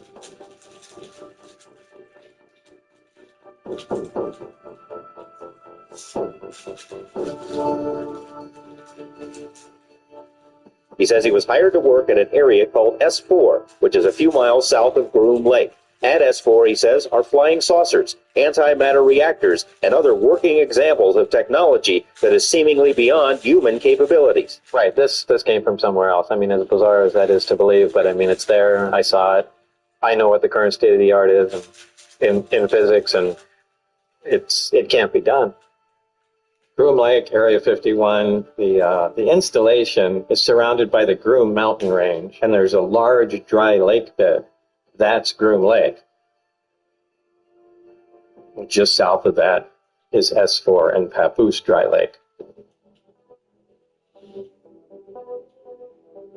The way it worked was they'd call me at random days, and they'd say, Mr. Lazard is now such and such time. We need you to come out today. So I'd go out there. I'd drive out to EG&G Special Projects, which was right in McCarran Airport at that time. I'd go through a little security there and then out on the tarmac and board one of the Janet flights. They were only used by the government for going back and forth to the test site. Runway 363, Las Vegas Tower, runway 264, line up away, traffic downfield. Runway 26 right, horizon. 1313, straight in at Bravo 5 and contact the ramp, traffic holds in position.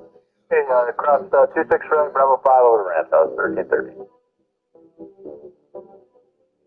Now it's well known how people get to Groom Lake. The Janet planes are now infamous, and the buses with the blacked out windows. But back then, when Bob first shared it with me and we made it public, the general public had no idea how that worked.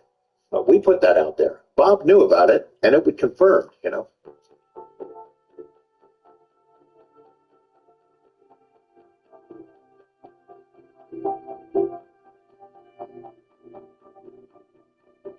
When I got to Area 51, off the plane and into the facility, there were very few people. I just went into a small building, and we had to sit down across the desk from somebody, and they'd have a lot of papers explaining what I was signing and what I'm expected to do and what I'm expected not to talk about, so on and so forth.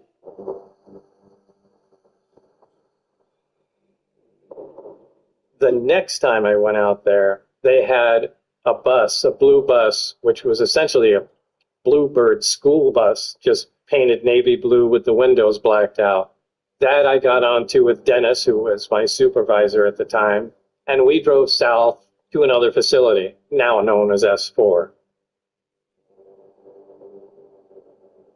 We're taken by bus south of there. The bus has the windows blocked out of it, and they drive about 15, 20 minutes, something like that, on a dirt road. Every time I got on the bus, I walked up and grabbed the long chrome pole that's right by the seats and pretty much just spun around and sat there or close to the front. Dennis always sat, he never sat next to me, he always sat across from me and looked at me the whole time, which was really uncomfortable. Now the windows were blocked out, but if I leaned forward, I can see out the front window. As we slowed down, I could feel that we were slowing and turning at the same time when we came to a stop. When I got out of the bus, I can see just desert around us. I can see part of Papoose Lake behind me. And then when I walked around the front of the bus, we were at the hillside and Dennis was by me. And all that was in front of us was a door and a security camera above it.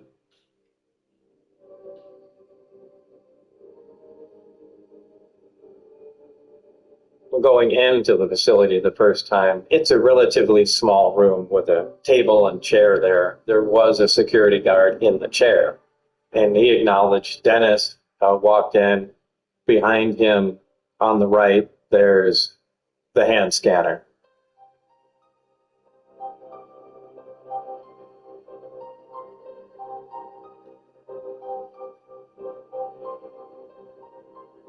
First time I went in there with Dennis, obviously, I had no badge. It had to learn. So we had to, train the machine. But subsequent times when I put my hand on there, the light shines through your hand and measures the bones in your finger, determines who you are, and your badge comes up out of the slot. Each door you have to swipe it to get access to the room. And somewhere that records the time you went in, when you come out, etc. On the front is a picture of my face. There is a big MAJ written sideways on it. I think they're locations, and they get punched with a star where you have access to them. There's an employee number on there. There's a dark blue and light blue diagonal stripe up in the corner. The Department of Naval Intelligence, the stripes on the side. And the star punch that you saw was on S4. Yeah.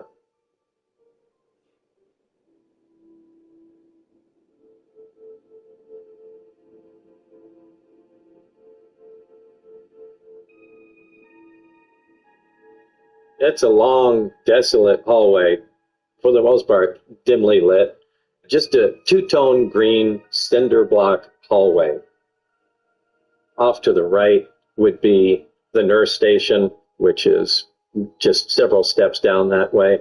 But the main hallway, when you open the door and you look straight down, pretty much goes to a vanishing point. It's a long, long hallway. And you'll have doors off to the left that lead to the experimental areas and the hangars. The doors to the right will be bathroom and cafeteria. And then once you pass the main hangar, the big hangar, I have no idea what's past there.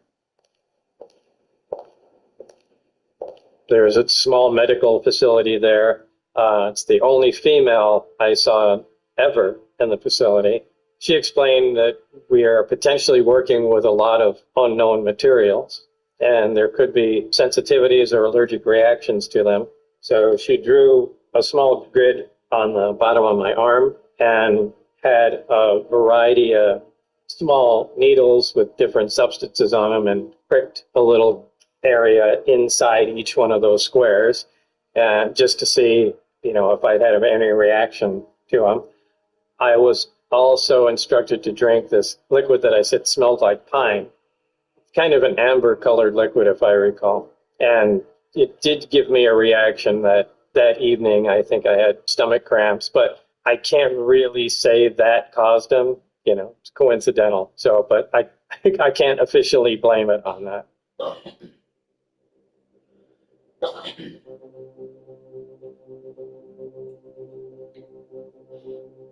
When I first began at S4, I would randomly be taken into a small room which contained a table, a chair, and 120 or so briefings in blue folders.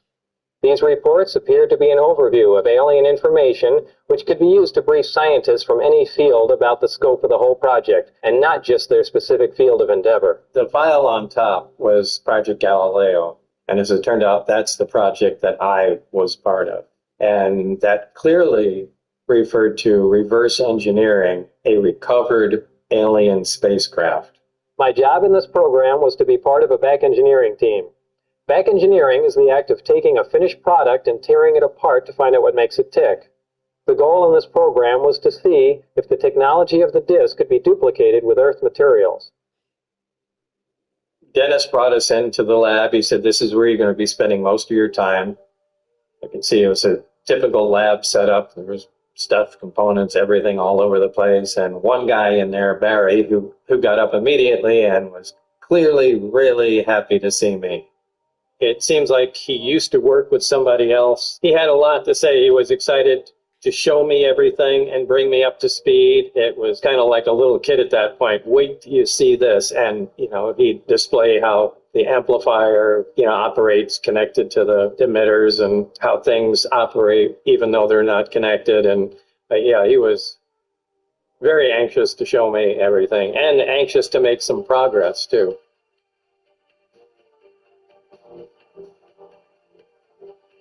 So this is where he said, we're focusing primarily on the power and propulsion system of the craft. And I said, great. What craft? I think he was holding off intentionally telling me anything because what he wanted me to do was to feel the gravitational field on the reactor. So he went over, he rotated the emitter, and the reactor was on, and he said, go ahead and try and touch that. And when I pushed my hands on it, that was the biggest scientific shock I ever had, because there's nothing in the world that can do that. And he said, that's what propels the craft. And that is a gravity generator. And that was the moment that I realized what was going on. Barry indicated that what I saw there was the propulsion system in its entirety.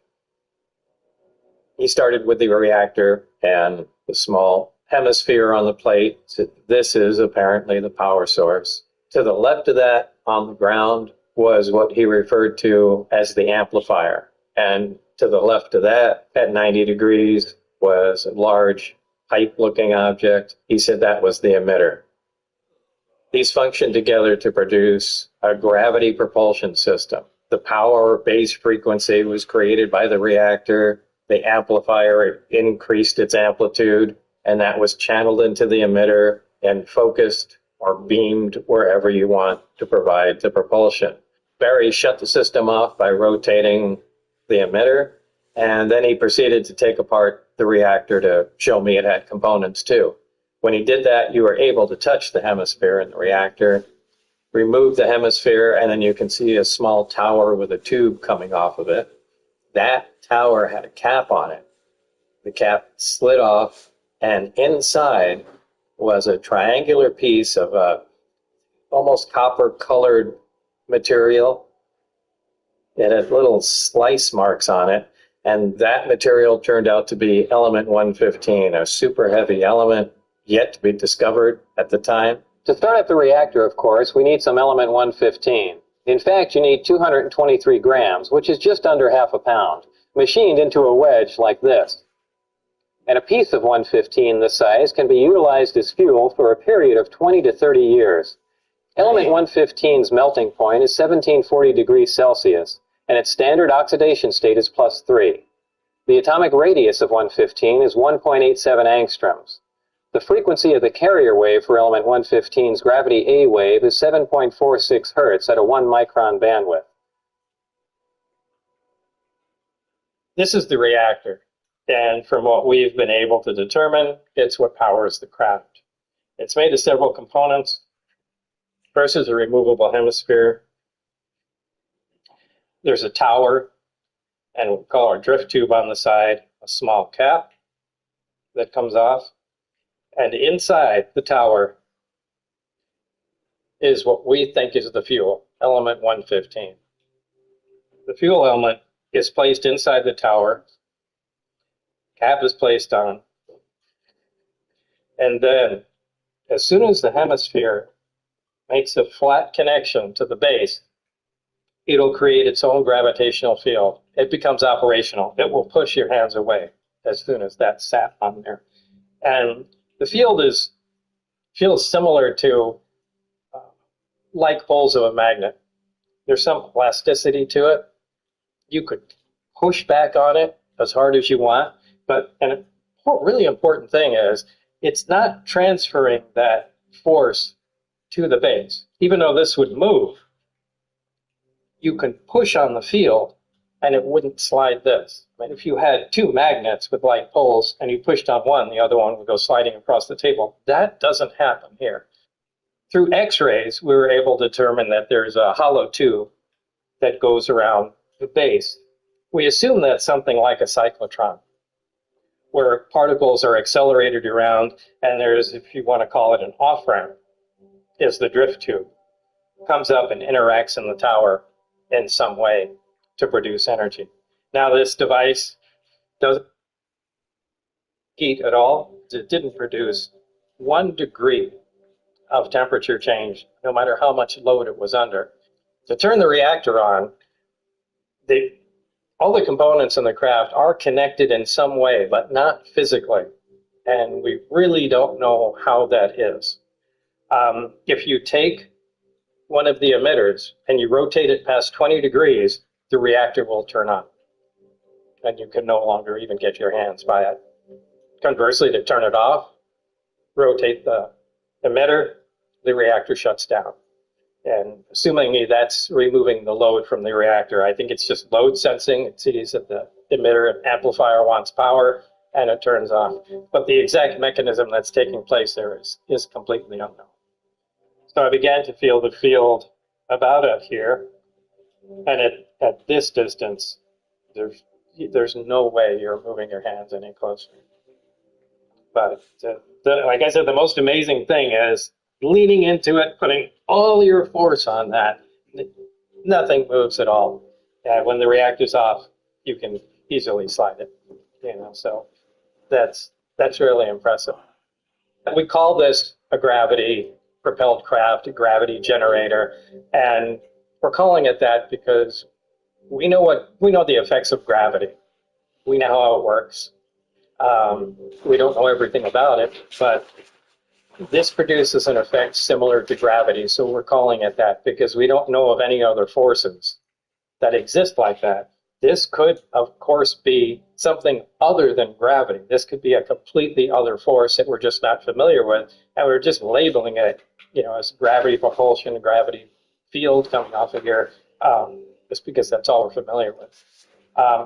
But keeping that in mind, we tried to see if it was possible to shield it with different materials. We tried cardboard, plastic, metal, everything, and the field interacts with everything. And there's nothing really that shields it. So, it behaves like gravity does, but it could certainly be something else.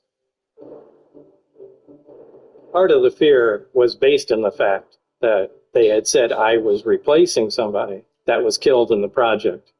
They were being pressed to produce some results. And I think from what I understand, they cut into an operating reactor and it detonated.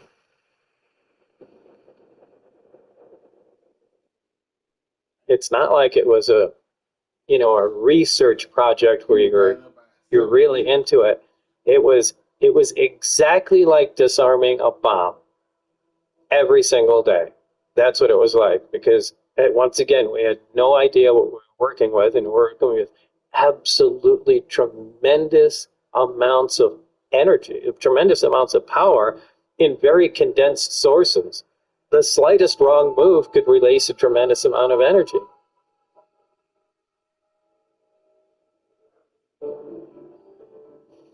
So as part of our investigation, we go through all the normal protocols. We contact the U.S. Air Force at Nellis. I'm asking questions about Area 51. They won't answer any. Later on, I asked them about a place called S4. I called the Nellis Air Force Base, but their public information office, somebody I had got to know over the years, do you have any place called S4 on the Nellis Range? And the answer was yes. And in fact, they said there's more than one. I said, can you tell us where it is? No. Can you tell us what goes on there? No. But it's real? Yes. And I asked them about Papoose Lake. You got anything there? No, absolutely not. Nothing, ever. And I'd asked people who worked out there, anything at S4, Papoose Lake, never, ever. We don't even have a way to get there. There's nothing there. I knew that was not true. You know, we eventually got some satellite photos that show there's a road from Groom down to Papoose. Why do you build a road down there to a place that doesn't exist and there's nothing there? The S4 installation is built into the mountain, and the hangar doors are built on an angle commensurate with the slope of the mountain. These doors are covered with a sand-textured coating to blend in with the side of the mountain and the desert floor. So here's the entrance right here. Okay. This is the area where the hangar doors are. Mm-hmm. And then this is, let's say, the side door where the mouse is here. And as of the 25th of June 2024, the terrain here is so, let's call it beige or yellow, which was not like that, because if I click on the timeline, you can go back in time in Google Earth. So if I go just one notch, look at the difference in color of terrain. That's the actual color. And in the 2022 version of the satellite imagery, you actually see detail here. And if you get closer, you even see the Joshua trees and all that. But if I bring this back to the latest, look how everything disappeared. Everything disappeared, which is clearly intentional. But what it did is you no longer, you can actually, if I zoom out, you'll see this beige. Look how they, oh, wow. Isn't that interesting? That's interesting. It's unbelievably intentional. Look how incredibly, look how they identified that area. Pick Papoose. Yeah, did you fuck it up? Saw that? You can't Yeah. see anything. So look at that. Yeah, it's just S4. Exactly. Isn't that something? Yeah. So now their mistake is that as we zoom into their washed out terrain around the Papoose area and around S4, their new filter that they put in there allows us to see tracks, which you couldn't see earlier. So now you have this incredibly clear. Yeah, they say where no one ever drives. It's yeah. And so you even have on bordering the terrain area and the actual dry lake. If you get really close, you can actually see the tracks. Yeah, well, yeah, we drove right along. Yeah, like that's unquestionably where we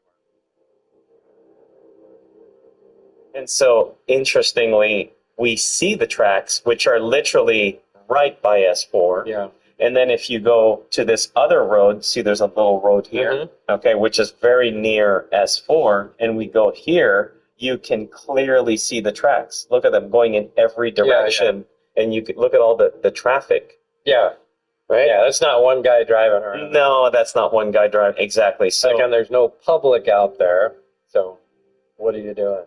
Yeah. This is Google Earth, so it's not like we're making this up. This is online. Anybody can actually go there and actually do the timeline. Because if I just click here on 2022, just let me do that. There you go. Yeah. It's back to normal. And now you can actually see the terrain.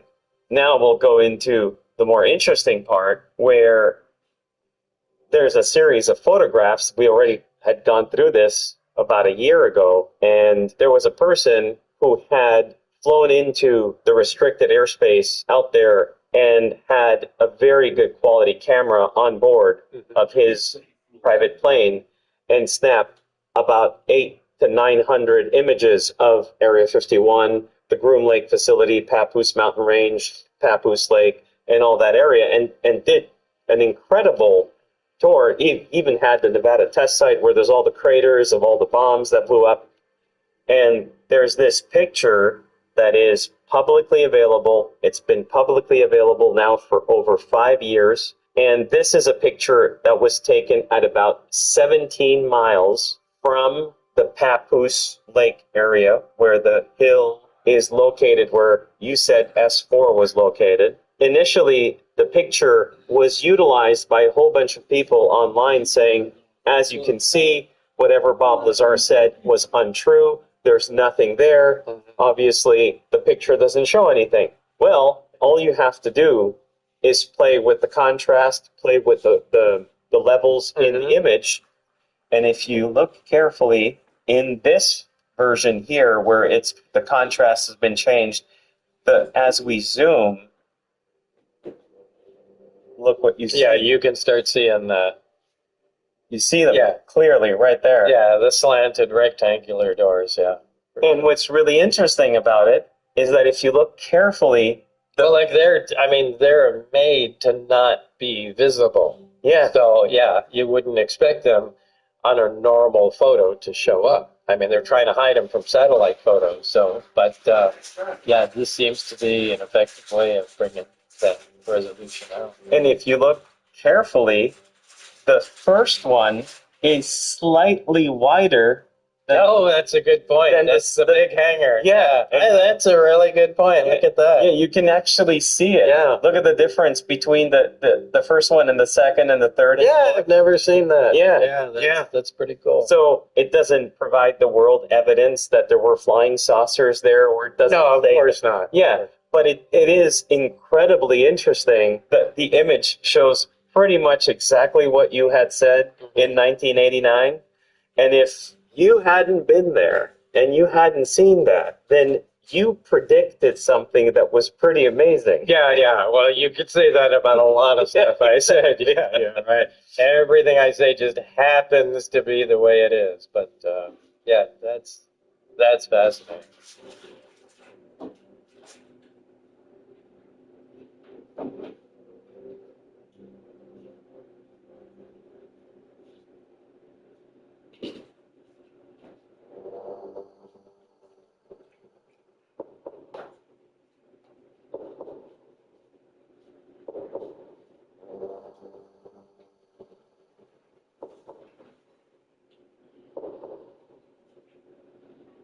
The second time I went out to the site, the bus, as it arrived at the S4 facility, did not make the left turn and slow down. It stopped in front of the hill. And when I got out of the bus and walked around to the front, I can see a full view of where we were working. And this time I can see there was a large hangar door open in the side of the hill. Inside the hangar door was the sport model, the flying saucer.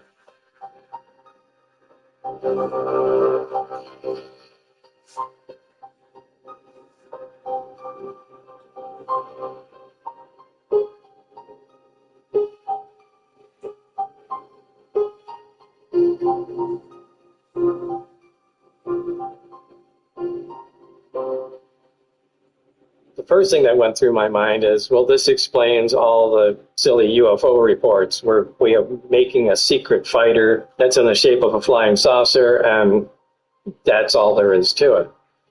We walked into the hangar, and I was instructed to walk with my eyes forward and just enter the door at the end of the hangar. I slid my hand along the side of the craft, got reprimanded right away for doing that. But the craft itself had a part of the hatch was removed, or I guess it's the entire hatch, and you could see right next to the hatch, there was a backwards American flag stuck on there. Again, that kind of cemented into my mind, well, this is an American product. Why they put the backwards American flag on there, I'll never know. But anyway, we continued in, and I went into the lab from there. But that was the first time I ever had contact with the craft.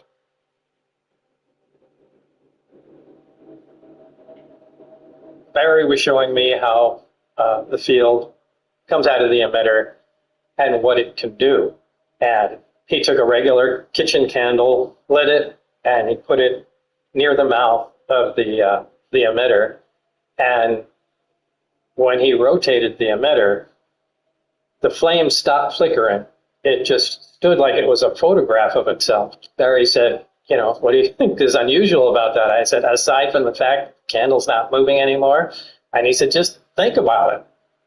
I said, yeah, it's still emitting light and it's not moving. So the photons are still moving. But again, if it's a gravity wave coming out of there, gravity bends light. It should look distorted. I should either not be able to see it, or the whole image of it gets bent or distorted. But how can the flame stop moving and it still be emitting light without any distortion? So these are some of the things that really made me think, it's not a gravity wave. There's something else, because it's not behaving exactly like that. So, and also he removed the candle and then rotated the emitter, I don't know if it was another direction or more the same way, but it made a little black ball in the air where no light was escaping, looking like a little black hole. But no, you could just tell there was no light at the focal point right in the air. It was just a dark area. So there it's affecting light, but it wasn't in the candle test before that. So it's a really unusual thing.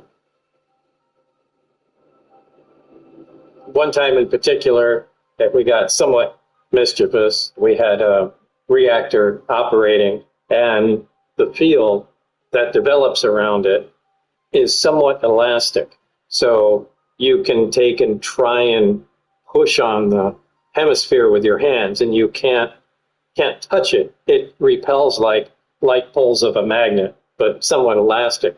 So to demonstrate this, Barry had a golf ball. He threw it at the reactor, and it didn't hit it. It rebounded off and then knocked the ceiling tile loose, which we immediately panicked because we knew Dennis was coming back in, so we had to scramble to replace the ceiling tile and clean up all the little fragments of particles that dislodged from it. I heard it a couple times, meet me in the big hangar, and I don't remember if it was Dennis or Barry that also referred to where the sport model was. That hangar was the big hangar.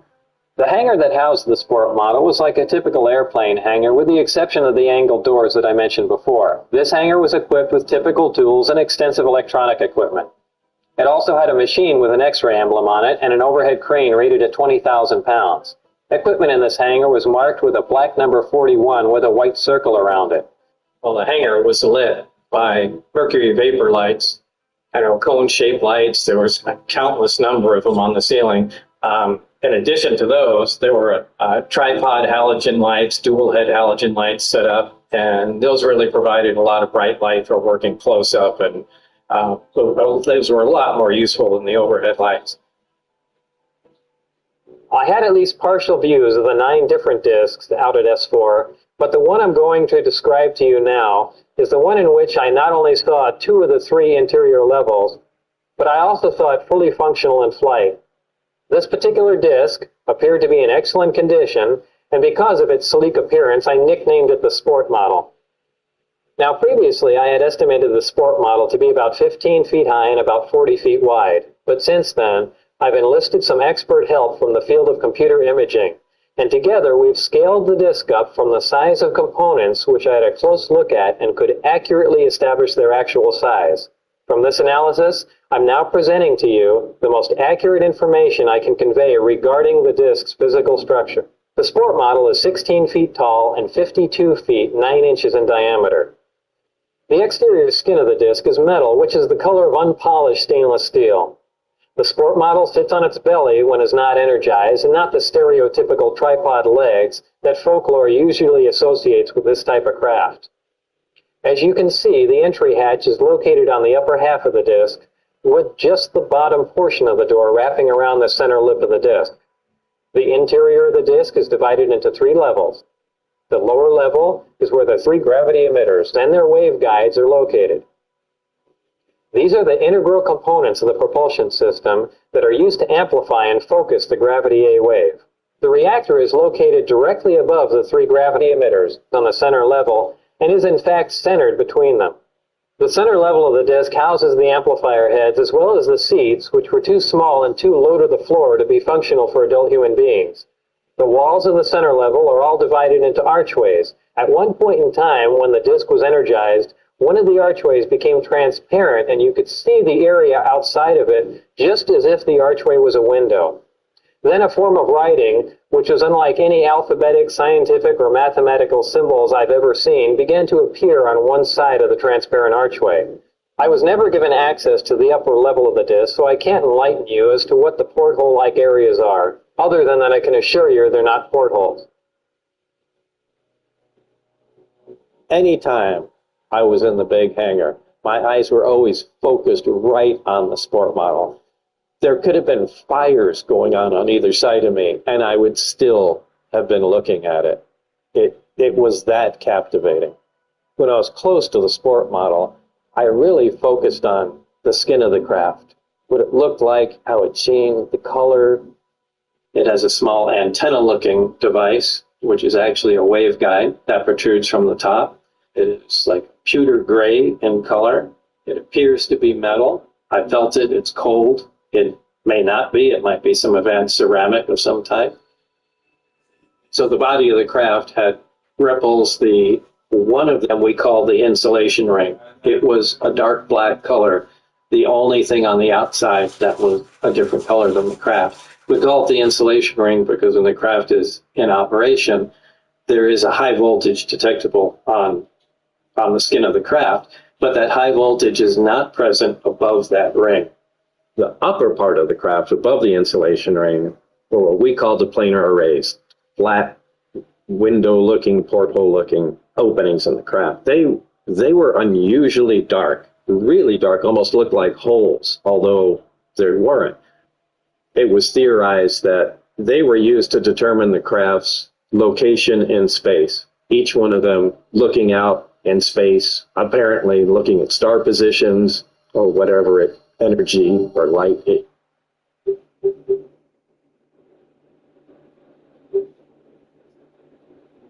Sort of computer in the upper level that takes that data and figures out its location.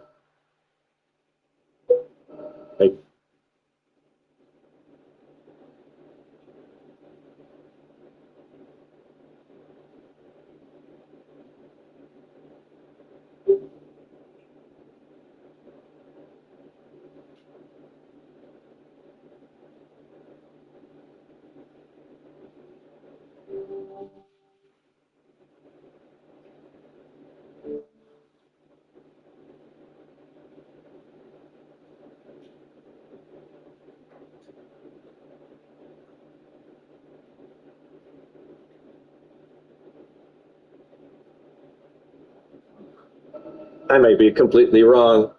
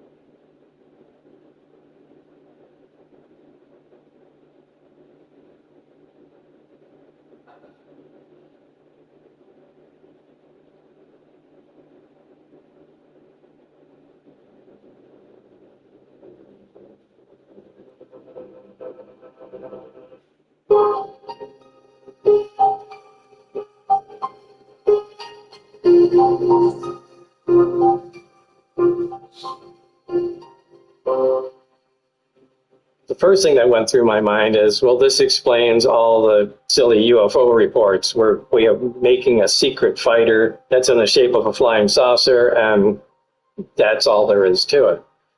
We walked into the hangar, and I was instructed to walk with my eyes forward and just enter the door at the end of the hangar. I slid my hand along the side of the craft, got reprimanded right away for doing that. But the craft itself had a part of the hatch was removed, or I guess it's the entire hatch, and you could see right next to the hatch, there was a backwards American flag stuck on there. Again, that kind of cemented into my mind, well, this is an American product. Why they put the backwards American flag on there, I'll never know. But anyway, we continued in, and I went into the lab from there. But that was the first time I ever had contact with the craft.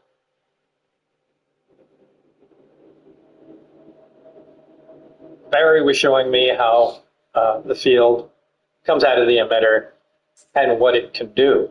And he took a regular kitchen candle, lit it, and he put it near the mouth of the emitter. And when he rotated the emitter, the flame stopped flickering.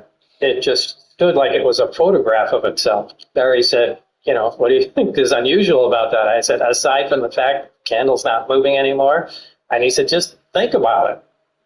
I said, yeah, it's still emitting light and it's not moving. So the photons are still moving. But again, if it's a gravity wave coming out of there, gravity bends light. It should look distorted. I should either not be able to see it or the whole image of it gets bent or distorted. But how can the flame stop moving and it still be emitting light without any distortion? So these are some of the things that really made me think it's not a gravity wave. There's something else because it's not behaving exactly like that.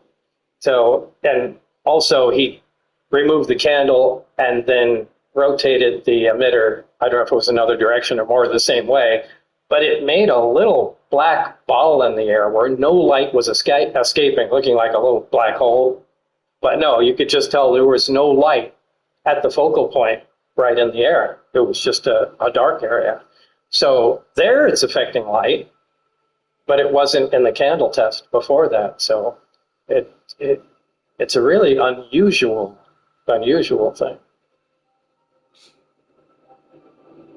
One time in particular that we got somewhat mischievous, we had a reactor operating and the field that develops around it is somewhat elastic. So you can take and try and push on the hemisphere with your hands and you can't touch it. It repels like light poles of a magnet, but somewhat elastic. So to demonstrate this, Barry had a golf ball. He threw it at the reactor and it didn't hit it. It rebounded off and then knocked the ceiling tile loose, which we immediately panicked because we knew Dennis was coming back in. So we had to scramble to replace the ceiling tile and clean up all the little fragments of particles that dislodged from it. I heard it a couple times, meet me in the big hangar. And I don't remember if it was Dennis or Barry that also referred to where the sport model was. That hangar was the big hangar. The hangar that housed the sport model was like a typical airplane hangar with the exception of the angled doors that I mentioned before. This hangar was equipped with typical tools and extensive electronic equipment. It also had a machine with an X-ray emblem on it and an overhead crane rated at 20,000 pounds. Equipment in this hangar was marked with a black number 41 with a white circle around it. Well, the hangar was lit by mercury vapor lights, cone-shaped lights. There was a countless number of them on the ceiling. In addition to those, there were tripod halogen lights, dual-head halogen lights set up, and those really provided a lot of bright light for working close-up and those were a lot more useful than the overhead lights. I had at least partial views of the 9 different discs out at S4, but the one I'm going to describe to you now is the one in which I not only saw 2 of the 3 interior levels, but I also saw it fully functional in flight. This particular disc appeared to be in excellent condition, and because of its sleek appearance, I nicknamed it the Sport Model. Now, previously, I had estimated the Sport Model to be about 15 feet high and about 40 feet wide. But since then, I've enlisted some expert help from the field of computer imaging. And together, we've scaled the disc up from the size of components which I had a close look at and could accurately establish their actual size. From this analysis, I'm now presenting to you the most accurate information I can convey regarding the disc's physical structure. The Sport Model is 16 feet tall and 52 feet 9 inches in diameter. The exterior skin of the disc is metal, which is the color of unpolished stainless steel. The Sport Model sits on its belly when it's not energized, and not the stereotypical tripod legs that folklore usually associates with this type of craft. As you can see, the entry hatch is located on the upper half of the disc, with just the bottom portion of the door wrapping around the center lip of the disc. The interior of the disc is divided into 3 levels. The lower level is where the 3 gravity emitters and their waveguides are located. These are the integral components of the propulsion system that are used to amplify and focus the gravity A wave. The reactor is located directly above the 3 gravity emitters on the center level and is in fact centered between them. The center level of the disc houses the amplifier heads as well as the seats, which were too small and too low to the floor to be functional for adult human beings. The walls of the center level are all divided into archways. At one point in time, when the disc was energized, one of the archways became transparent, and you could see the area outside of it, just as if the arch.